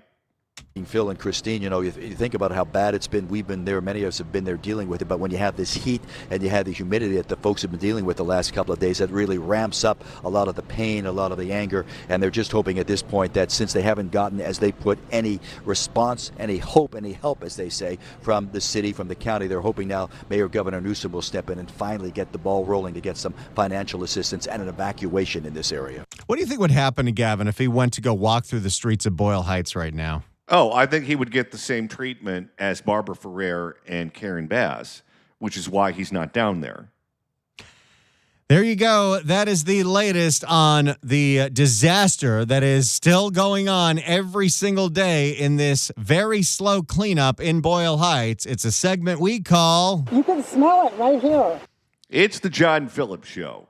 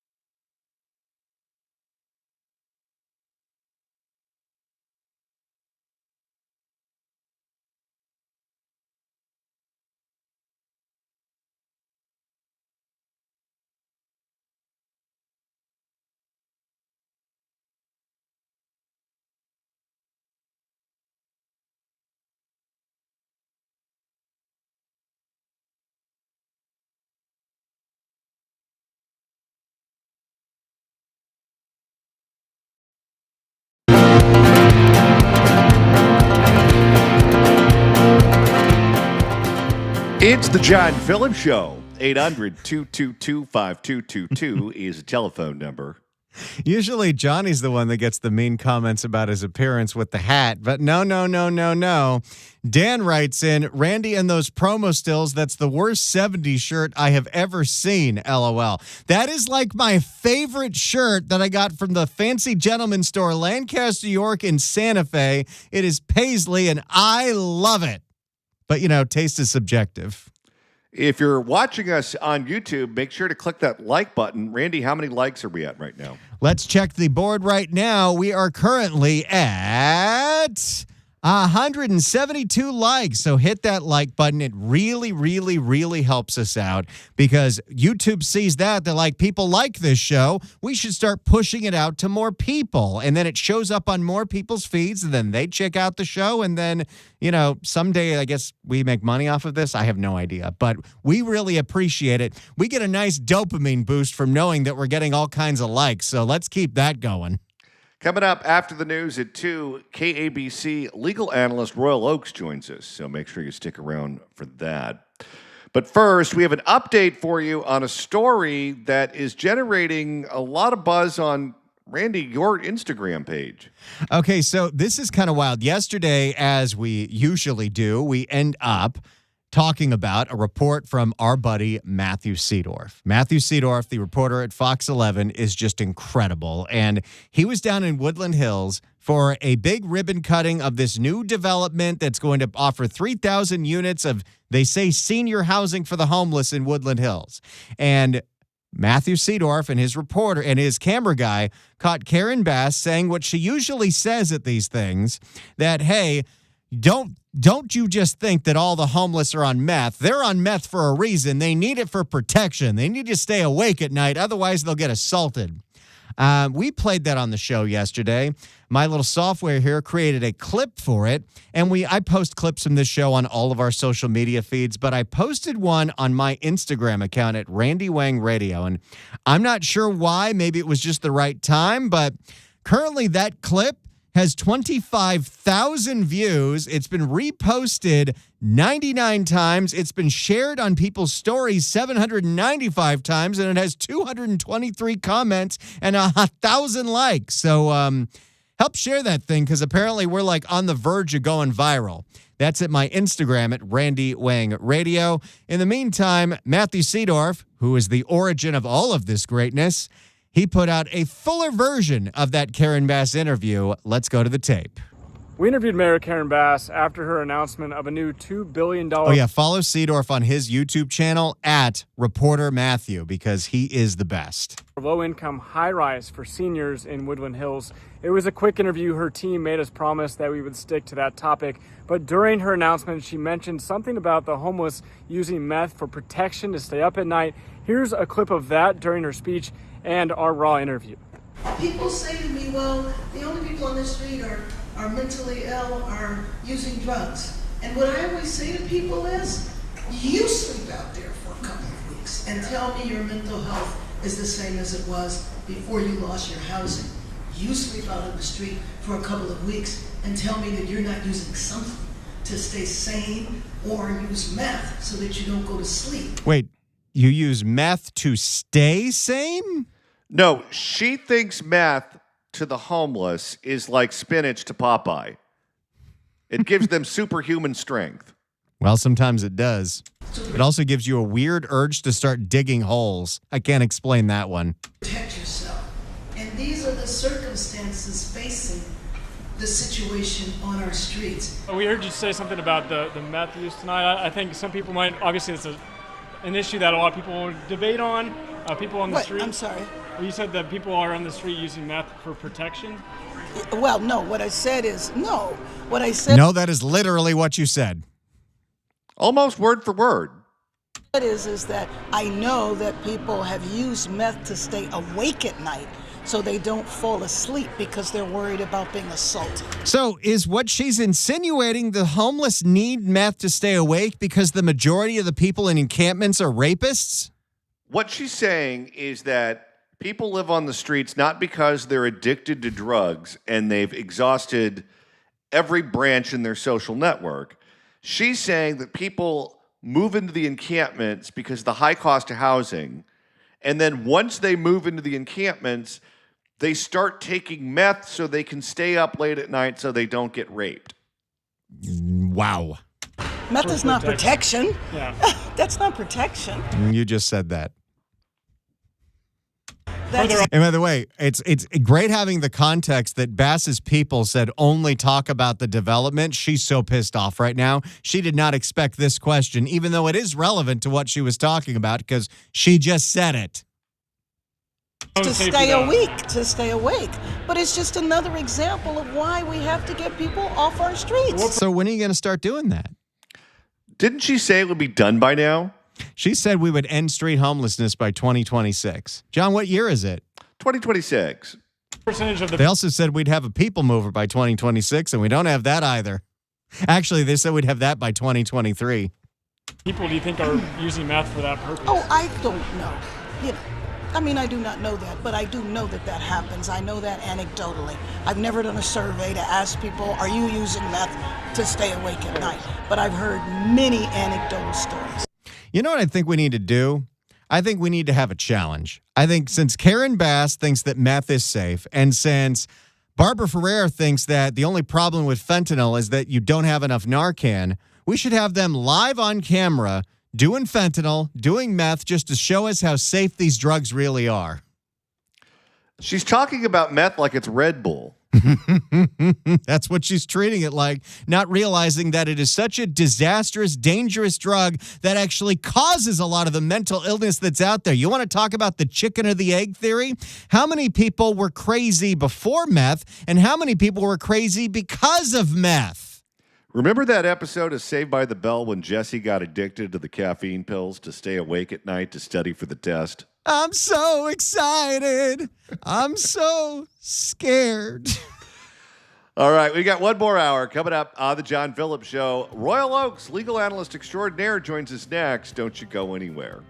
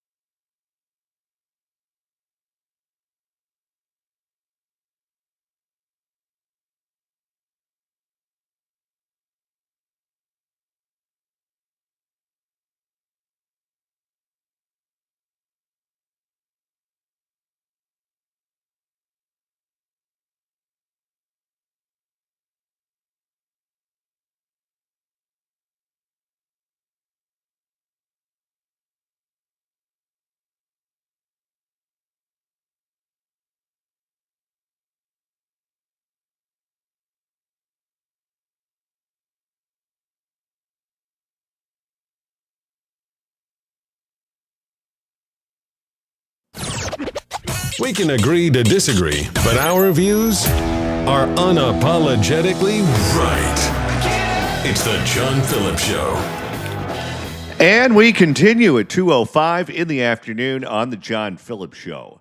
Mr. Randy Wings in Culver City. John, we are broadcasting live on the radio on 790 KABC in Southern California, the Big 810 KSFO in the Bay Area and the North State, and we are also broadcasting live on video. We're at youtube.com/@RandyWangRadio. We are at X at Johnny Don't Like. We are at, I was about to say we're at Facebook, but the Facebook channel's turned off. Huh.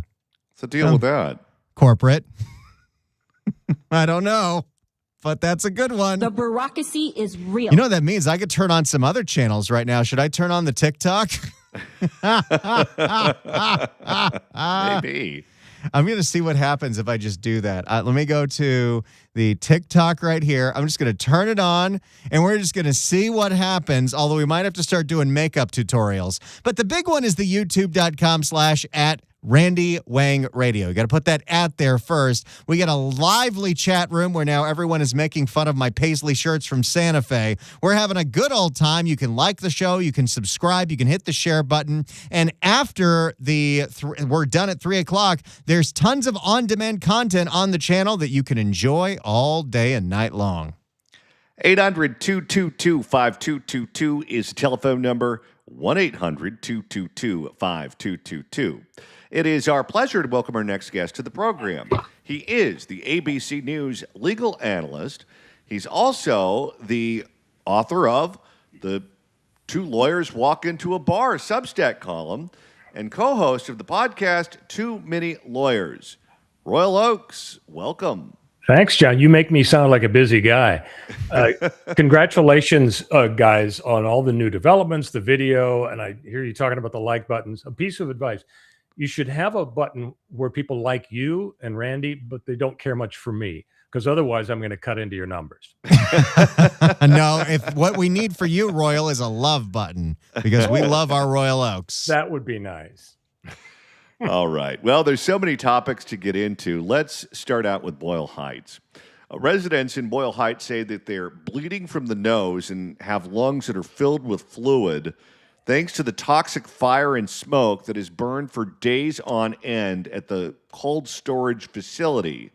At the same time that all of that was going on, the mayor of Los Angeles, Karen Bass, and the LA County Director of Public Health, Barbara Ferrer, and company told them repeatedly in multiple forums that it was perfectly safe to breathe in the smoke. And when residents went to public health clinics, they were given Tylenol and told to go home. Now they are furious. They had a big event down there where the mayor showed up, Barbara Ferrer showed up, they got cursed out, they got yelled at. The residents are absolutely furious with them. And I would imagine at some point they are going to lawyer up. What do you make of all of that? Oh, absolutely. The idea that it's safe to breathe the air is a big crock. And I can't imagine that politicians would go out on a limb and say this to the public just so everybody will feel a little better, because in a while they're not going to feel well at all. I mean, we're talking about 85 million pounds of food, I believe, stacked 60 feet high. I mean, visualize like the biggest Home Depot in the world with those giant ceilings and, several aircraft carriers or football fields. That's how big this was. And I mean, we're talking about tiny little plastic particles floating through the air that embed themselves deeply into people's lungs. So the idea that, return to your homes, take a deep breath, everything's going to be fine. Yeah, they're going to lawyer up. It's weird to me, John, that people haven't yet filed lawsuits. Now, sometimes there are administrative hoops you have to jump through. You may not file a suit until you exhaust some sort of administrative remedy or file a claim for relief with some regulatory body. But very soon, we're going to see lawsuits, possibly class actions, hundreds or thousands of individual suits. So, yeah, this is going to drag on for decades. Who do you think the lawsuit would be directed at? And I say that because Bass was out making that claim to residents. However, the source of her information came from the LA County Department of Public Health and Barbara Ferrer. The city of LA is unlike Pasadena and Long Beach, cities that have their own Department of Public Health. The city of LA farms it out to the county, and the county is supposed to be the ones that monitors all these situations and then gives the advice to the various cities who work with them. It was the county who told the city that everything was safe. Yeah, and whoever says something that isn't true that makes the situation worse is going to get added to the lengthy list of defendants. I mean, certainly they're going to sue the owners of the property. They're going to sue the people who maybe caused it. Allegedly, some folks are up on the roof fussing with some sort of solar panels or something, and they caused it. But in addition to the people who actually owned the building, maintained the building, if you're a public entity, if you're representatives of the county or the city and you give bad advice, guess what? You're going to be added to the list of defendants. And of course, the more defendants, the more deep pockets you have because everybody has some sort of insurance. That's the strategy from the plaintiff's lawyer standpoint, is to get as many deep pockets in there, even if the allegations maybe are a little flaky, a little shaky. Nonetheless, when everybody has to come to a mediation and try to sit down and you've got 15 or 20 defendants, each of whom has a lot of money, that makes it a lot easier to settle and resolve the case. Because, you hear about class actions a lot, John, but very rarely do you actually go to trial. I mean, I handled cases for decades, and I could count on the fingers of one hand the times we actually went to trial in a class action setting because people are allergic to taking the gamble. Instead, they want to hire a really sharp, fast-talking retired judge who can act as a mediator and get everybody to the table and resolve the matter short of a trial, because you never know what a jury's going to do. How difficult is it to sue the government when the government drops the ball? Because we see this happen. We saw it happen in the Palisades with the fires. We've seen it happen time and time again. When a company is at fault, it seems like that's pretty cut and dry. That's easy. But if the negligence of the city or the negligence of the county is responsible for a bad problem getting worse, that seems to be a tougher putt. It is. If you're suing a regular human being or a company, just fire away. Do your best and see what the judge or jury think. If you're filing against a public entity like a government, they have something called sovereign immunity. And it simply means that for centuries, our legal system in America has been based on the idea that, okay, you can sue the government under some circumstances, but there have to be limits on it, because otherwise that's all the government would do, would be to spend all their time and money lawyering up and defending against possibly frivolous suits. The good news for consumers is that this immunity isn't absolute. It's just a higher bar. You have to demonstrate that, in fact, there was some gross negligence, some recklessness. So if it's merely the negligence standard that applies to the rest of us, it's very difficult to overcome that governmental immunity doctrine. If there is a lawsuit, would the money likely go to the people who were harmed by this? Or would the money go to some of these NGOs, some of these non-for-profits who are supposed to be there to help the community, and they're the ones that are being given money currently by the government to pass out the air purifiers and the masks and all of those sorts of things? Who would ring the cash register should there be a class action suit? The people with the plastic embedded deeply into their lungs, they're the ones who get the money. The nonprofits are involved. They raise all sorts of money. They sometimes do good works, but you have to demonstrate that you personally were actually injured. You're not just somebody with a rooting interest. And that's a big problem, because, if you've got thousands of people saying, okay, we're going to join a class action and we're going to sue all the bad guys that caused this ridiculous, terrible problem, plus some of the city and the state folks that made it worse, that's fine, except the judge is likely to say, you don't get a class action if everybody is going to have to spend endless amounts of time demonstrating their personal situation. Oh, I was here. I was exposed to a certain amount of smoke. I have certain symptoms. I've got certain medical records. You can't have a class action if everybody has their own personal, extensive story to tell. If it's a very quick claims process where, okay, everybody is entitled to win because they've demonstrated that the people who owned the building dropped the ball, that's fine. That's a good class action. But if the case is overwhelmed by individualized issues, then everybody's got to file their own suit, and that makes it even more cumbersome. It'll drag out even more years. We're speaking with Royal Oakes, co-host of the Too Many Lawyers podcast, which you can download wherever you download your favorite podcast. If you do, I highly recommend that you subscribe as well. It's Very easy to do, just one click. That's all it takes. Royal, Lindsey Graham, the U.S. Senator from South Carolina, passed away this week. In addition to being a senator for the state of South Carolina, he was also the leading GOP voice on the Senate Judiciary Committee. He was known for having a very good working relationship with the Democrats, including California's own Dianne Feinstein when she was the top Democrat on the committee.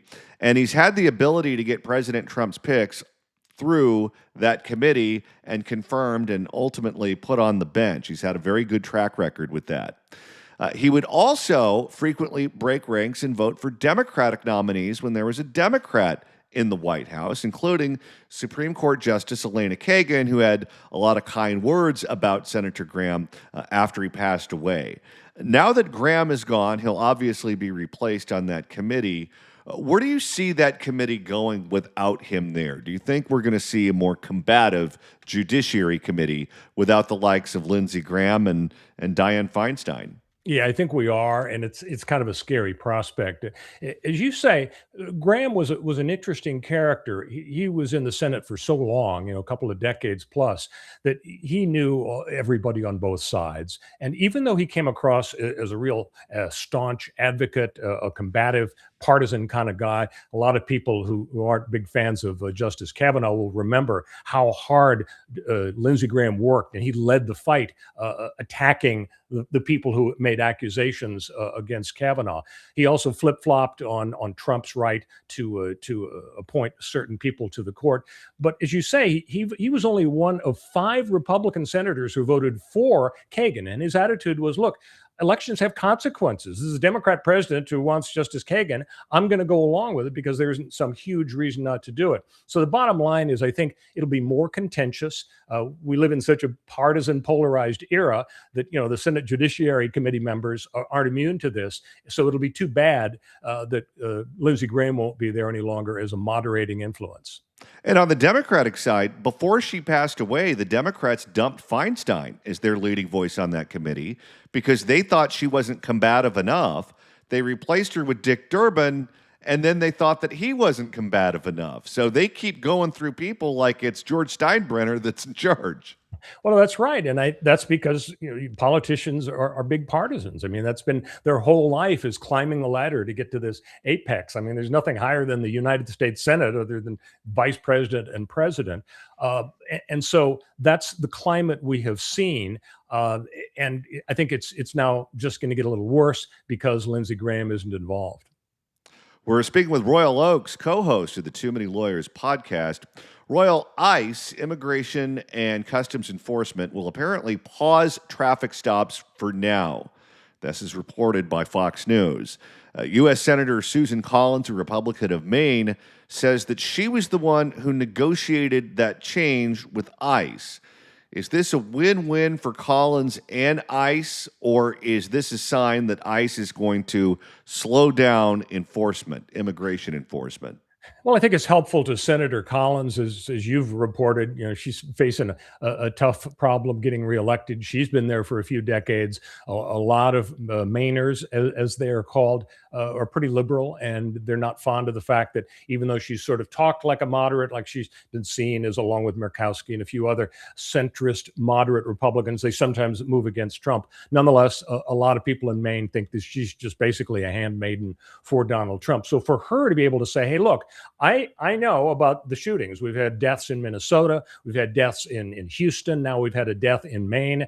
I want ICE to stand down and have some limits on its traffic stops. So I think that's going to help her in that race. At the same time, I think Trump is trying to exploit this situation because, as you know, after the ICE folks came out a few days ago and suggested, well, we're going to be a little calmer about the traffic stops.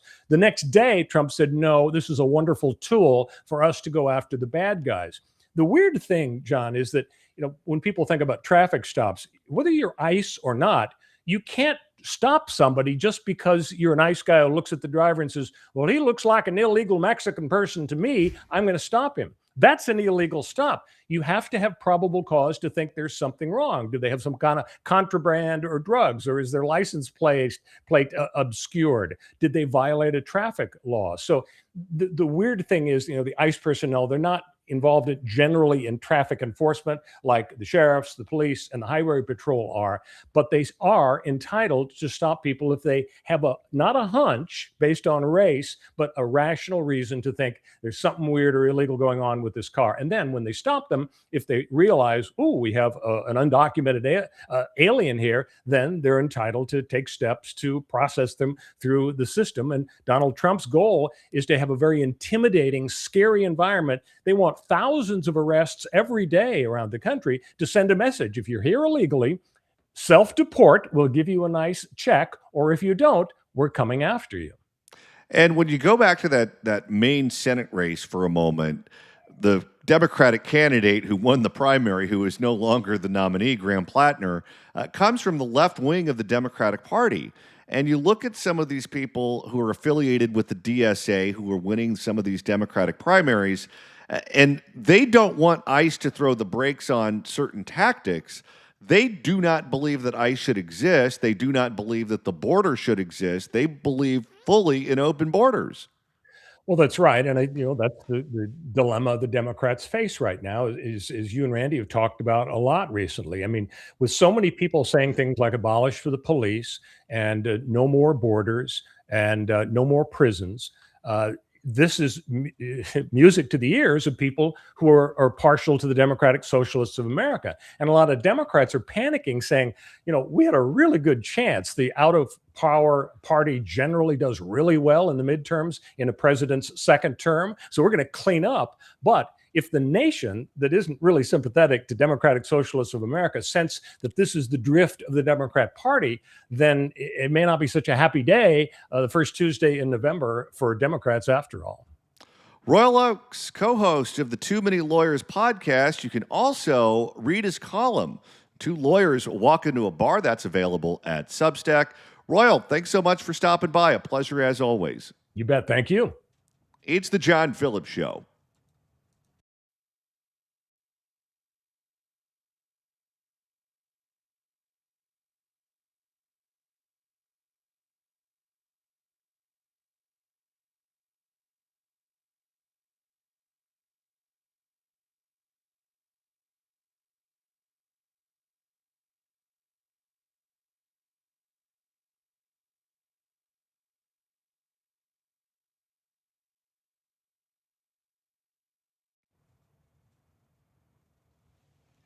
CarPro? Buying a car doesn't have to be painful. Just ask listener Pat, who went through CarPro.com. After giving all of his info to CarPro, Pat was contacted by Dan over at the dealership and got exactly what he wanted, a RAV4. Dan got right back to him, asked smart questions, found the exact vehicle, and kept him updated the entire time.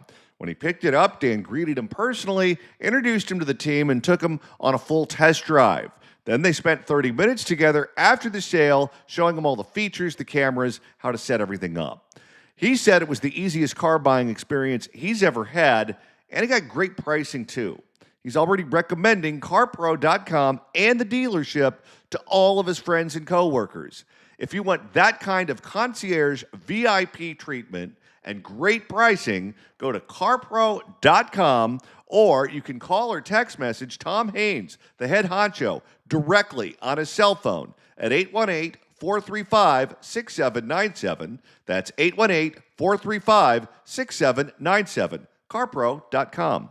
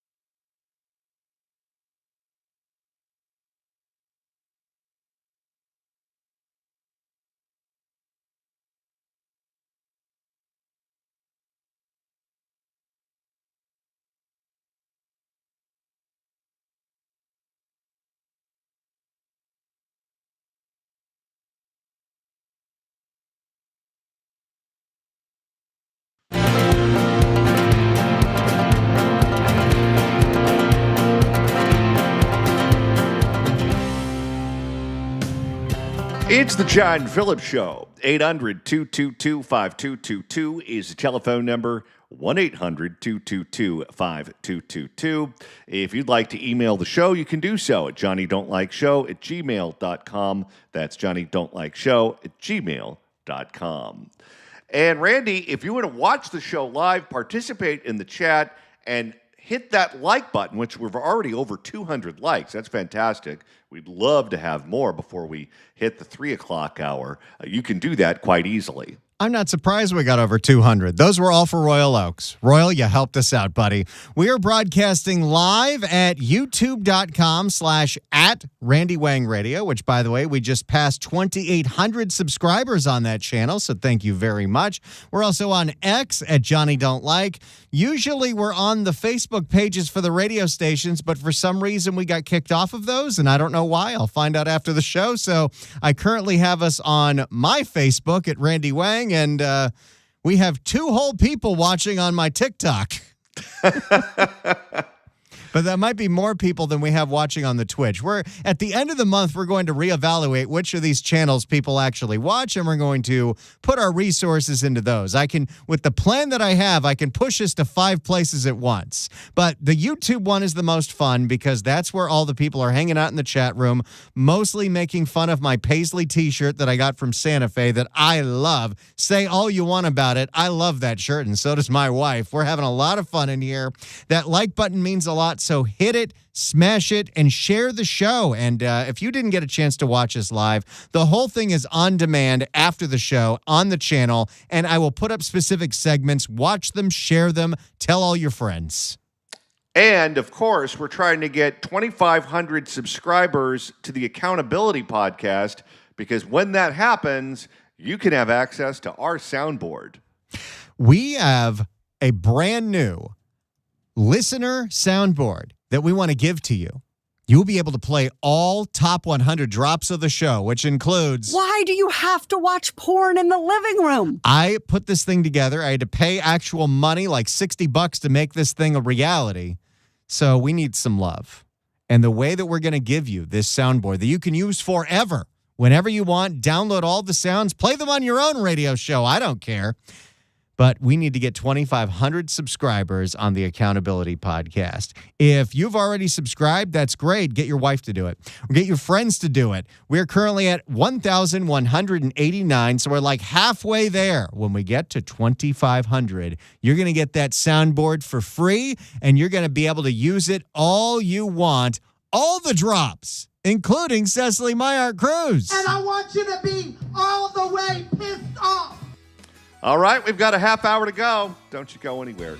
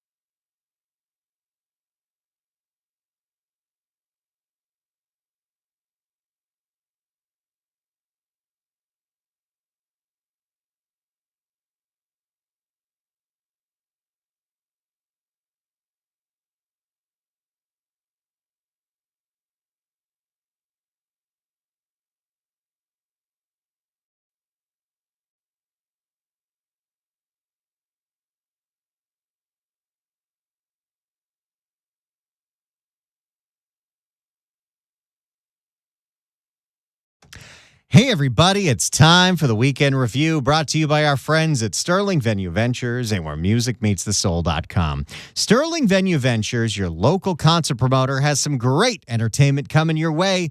Coming to the Canyon in Agora Hills, Thelma Houston, Too Short, Pancho Sanchez, Young Dubliners, Orianthe, Asleep at the Wheel, Danny Serafine, Chicago Legacy, Henry Capono, Oingo Boingo, former members, and more. And coming soon to the Oxnard Performing Arts Center, Todd Rundgren, Psychedelic Furs, John B. and Kenny Lattimore, Louis the Singer, and more. For information on these great events and more, go to the website where musicmeetsthesoul.com. That's where musicmeetsthesoul.com. There's some great events going on this summer, and we've got some very affordable tickets for you and some beautiful venues where musicmeetsthesoul.com. That's where musicmeetsthesoul.com.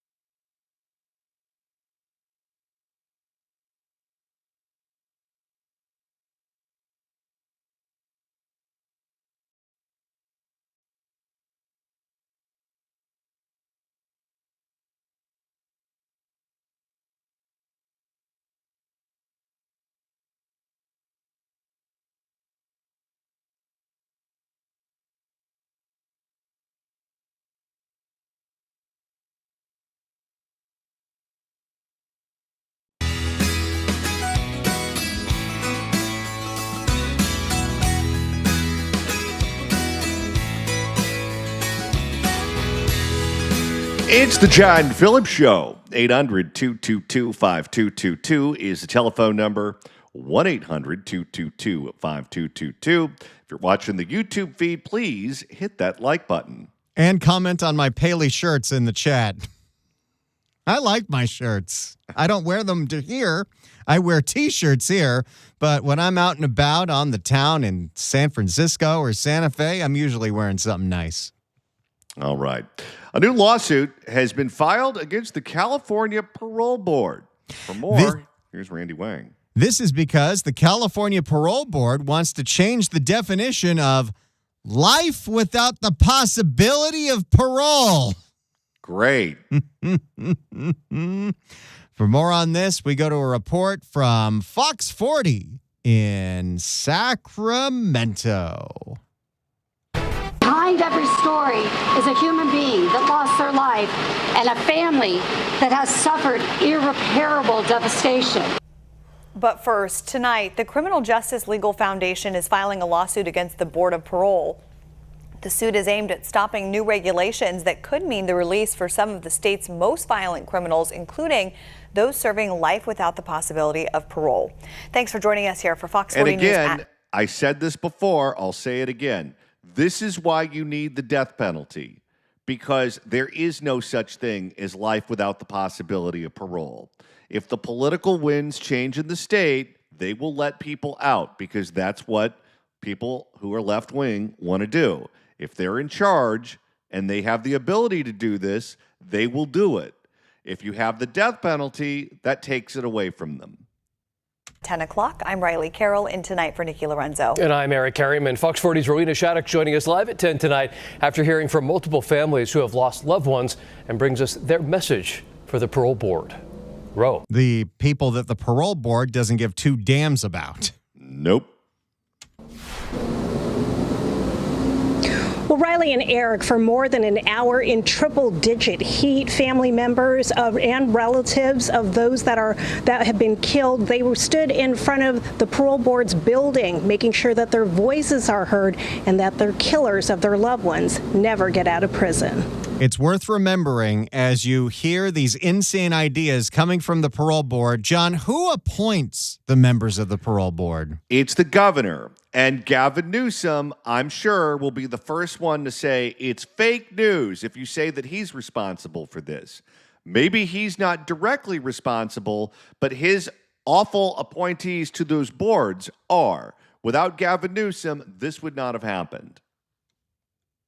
That have been killed. They stood in front of the parole board's building, making sure that their voices are heard and that their killers of their loved ones never get out of prison.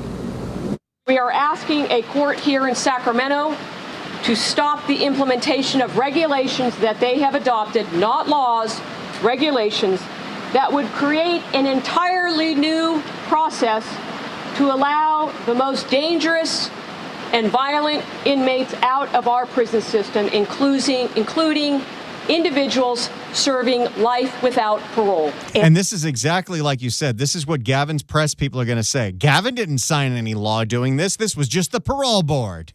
You know, if they really want Gavin to find a way to reverse this, having a press conference in Sacramento is not going to help. Go do it in Iowa, do it in New Hampshire, do it in Nevada. Cause problems for Gavin's presidential campaign, and then maybe he'll pay attention. Anne-Marie Schubert, the president and CEO of the Criminal Justice Legal Foundation, was joined in solidarity by family members and friends of victims, district attorneys from multiple counties, and various law enforcement officials, including Sheriff Jim Cooper. Boy, he has really seen the light. He used to be a Democratic member of the state legislature, and he voted, not for all of it, but he voted for a lot of awful things. And now that he's out, now that he's the sheriff of Sacramento County, this guy has found Jesus. Well, as soon as you go out of the theoretical lawmaking into how to actually apply these laws, you have a very different perspective onto what all of these laws that we pass every year do. With families whose lives were forever changed by murder, and I know that when a judge pronounces a sentence of life without parole, the possibility of parole, those families believe those words mean exactly what they say. In California, they don't. They should be able to rely on that promise. One by one, family members who were given that promise stood up in protest, reminding everyone how violently they lost their loved ones. Kidnapped, drugged, strangled, and murdered Sandra. Stuffed her body in a suitcase. This is the kind of people that we're talking about letting out. That's equity, Randy. Get with the times. My son, he was a Pittsburgh police officer who was murdered in the line of duty. Alia was only 5.5 weeks old, 41 days. She suffered repeatedly of the abuse of him and the final assault that ended her life. Lacey and Connor's murderer was eventually resentenced to life without the possibility of parole. Oh, yeah. I forgot. They're thinking of letting out Scott Peterson. Didn't he get a bunch of money through EDD checks? Or someone did using his Social Security number. We're not totally sure. I mean, if he got them while in prison, how is he going to spend them? Well, lots of Twix bars. Words meant something to us. Behind every story is a human being that lost their life and a family that has suffered irreparable devastation. But what CDC are, what these unelected bureaucrats, and what our governor does not count on is the resilience and the strength of a crime victim to fight for justice. Now, we also spoke to victims themselves, those who survived, that said that they will continue to fight, making sure that those who were sentenced to life in prison without the possibility of parole stay in prison. Reporting live in Sac County tonight, covering local news that matters, Rowena Shaddix, Fox 40 News. All right, Ro, thank you. So there you go. They're making noise, but will it be enough? Because Gavin sure likes to ignore all of this and just pass all the blame onto the faceless parole board that he appoints. And think about this for a second. Think about these people, the people who just spoke in this report, where you're just doing your normal business and then suddenly something really tragic and horrific happens to someone you're related to, happens to someone you're married to, happens to someone you know and care about. And then you have to go through the grief of the murder. You have to go through the grief of the funeral. You then have to hope that they catch the person who did it, and then you have to go through the trial, and then you go through the sentencing. And then you think to yourself, okay, now it's finally over. This is the final chapter. This is it. I can move on with my life. I don't have to deal with this anymore. But the reality is, in California, that's not true. The reality is, in California, that's like you're buying a house and you go into escrow, and all of these new rounds of negotiations that you never anticipated suddenly start popping up. And if you're not right on top of it, and you're not a little bit lucky, then a bad thing is going to happen. And I can tell you, due to my friendship with Deborah Tate, who's a saint, whose sister, Sharon, was tragically murdered by the Manson family. She was a young girl when her older sister was murdered. And what happens when you're the youngest one in the family is that everyone else dies. Her parents are dead. The siblings are dead. Sharon had no kids, so there's no children to go and argue on her behalf. But the courts, time and time again, the parole board votes to let the Manson family killers out. And Deb has had to spend her adult life not living her own life, doing her own thing. Yes, she does have her own life, and she has her own relationships and kids and those sorts of things. But some insane percent of her time is spent on trying to keep these people in prison. And she feels like it's an obligation because everyone else who would be doing it if they were still alive is no longer here. Well, how do you move on if you have to spend your time going to parole hearings, collecting signatures for the governor, doing media appearances, lobbying the governor, all of those sorts of things? These people never fully have an opportunity to move on. They get re-victimized again over and over and over again. And the fact that we do that to these people is criminal. It's the John Phillips Show.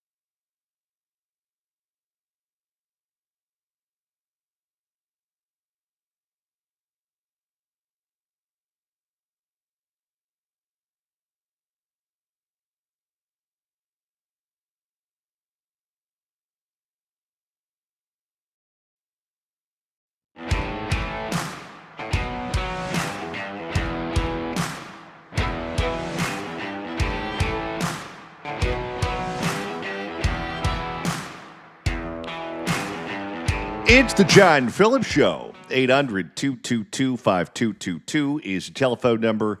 1-800-222-5222. If you're watching on YouTube and haven't hit the like button yet, please hit the like button. It helps push the show in front of as many people and as wide of audience as possible. Your comments after the show is over are also a big deal. Everything is up there on demand, and the more comments we get, the more people seem to be like, hey, people are paying attention to this channel, so we really appreciate it. Jimmy wants to know if John ever reads the chat. I do read it. I just have no mechanism to participate in it. Yeah, the way the system works, I can directly respond because I'm controlling the feed. John would have to open a separate window and then go through YouTube, and he did that once, and then we had double sound. Katie writes in, Johnny Cash called, who wants his shirt back. You know what? If you people are going to knock my Paisley shirt that I use in the AI photo so much, I'm going to wear it on tomorrow's show. I'm going to show you how good this shirt is. Uh-oh. And that's going to be quite a bold claim because it's like 100 degrees here. What if a Greek restaurant thinks they're missing their tablecloth? No one's going to deter me. I love that shirt. I have a few different Paisley shirts that I got from that store, and they're great. Here with an update on the homeless count, Mr. Randy Wang. Guess what? It's July, and we still don't have a homeless count. You don't say. Let me get the right lower third for this one. For more on this, here's a report from our buddy Matthew Seedorf and Fox 11. Only on Fox 11, it's been nearly 6 months since the Los Angeles Homeless Services Authority volunteers conducted their homeless count across the city. Tonight, the results have yet to be released. Gee, I wonder why. I wonder if it tells a bad story for Gavin and Karen. Oh, yeah, probably. Especially as Karen is running on the record of, I lowered homelessness, which is BS to begin with. And Gavin says, hey, look at all these drops in homelessness, including in L.A., because other cities and other counties have put out their numbers, including San Francisco, that has had a noticeable drop. And you know what? If you go to San Francisco, you can see it. You can even smell it as long as you're not in the Tenderloin. Fox 11's Matthew Seedorf is in Van Nuys with details. Christine, these numbers were supposed to be released in late spring or early summer, but so far the wait continues. Well, now we're in midsummer. What the hell? We're supposed to have these numbers by now. Thousands of volunteers, 3 nights, one massive task. Count the number of homeless. Seriously. The encampments in Los Angeles are unlike anywhere else I have ever seen. I've been to other cities, and you will see a homeless person here or there under a freeway overpass. There is nothing like the tent cities of Los Angeles. What job would you rather have? Counting the homeless or cleaning up that cold storage in Boyle Heights? That's a tough one. Homeless people across L.A. I mean, the rotting food is not going to stab you. Now, almost 6 months later, the results are still not public. When are we expecting those numbers to come in? You will have to contact LASA, but I believe it's very soon. Boy, you know, when we get into high-pitched Karen Bass, she's got something to hide. It's unbelievable that when there's bad news, they just don't give it to you. And they get away with it. Karen Bass's entire reelection bid is probably going to, among many other factors, have to do with what these numbers are. Because she cooked the books for a couple of years, but now that the county has taken away the money and her buddy, Dr. Valicia Adams-Kellum, had to resign in shame from LASA, she doesn't have a friend over there to cook the books. So I'm anxious for them too.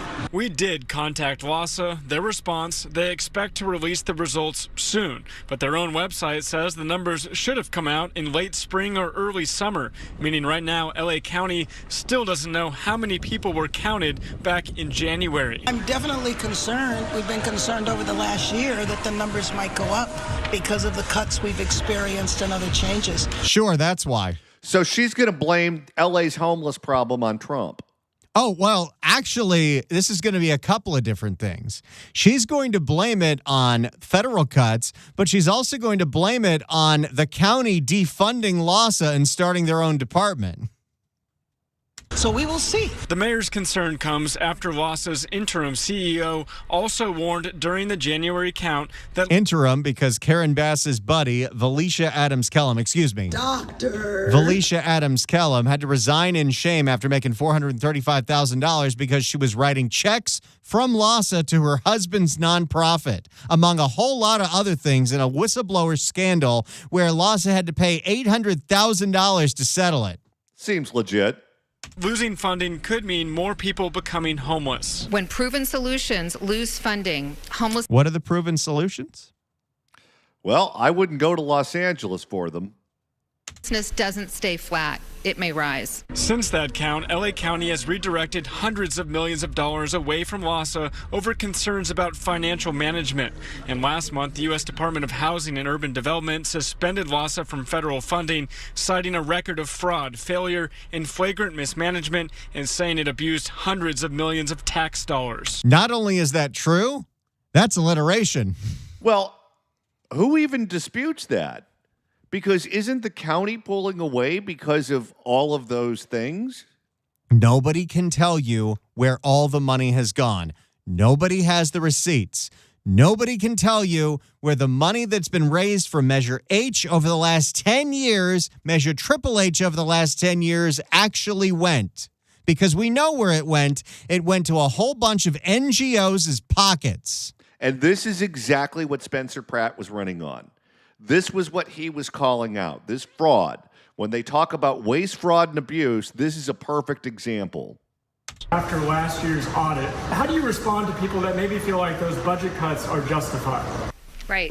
Well, we have an interim internal audit committee now at LAHSA. We are really trying to be good stewards of people's money. No, you're not. No. In fact, you've demonstrated that you are not a good steward. You've demonstrated that graft is accepted. Before Councilwoman Nithya Raman announced her mayoral campaign, she was also at the count pushing for more funding. We are doing more here to hold the system accountable. Hey, that's the name of our podcast. Subscribe today.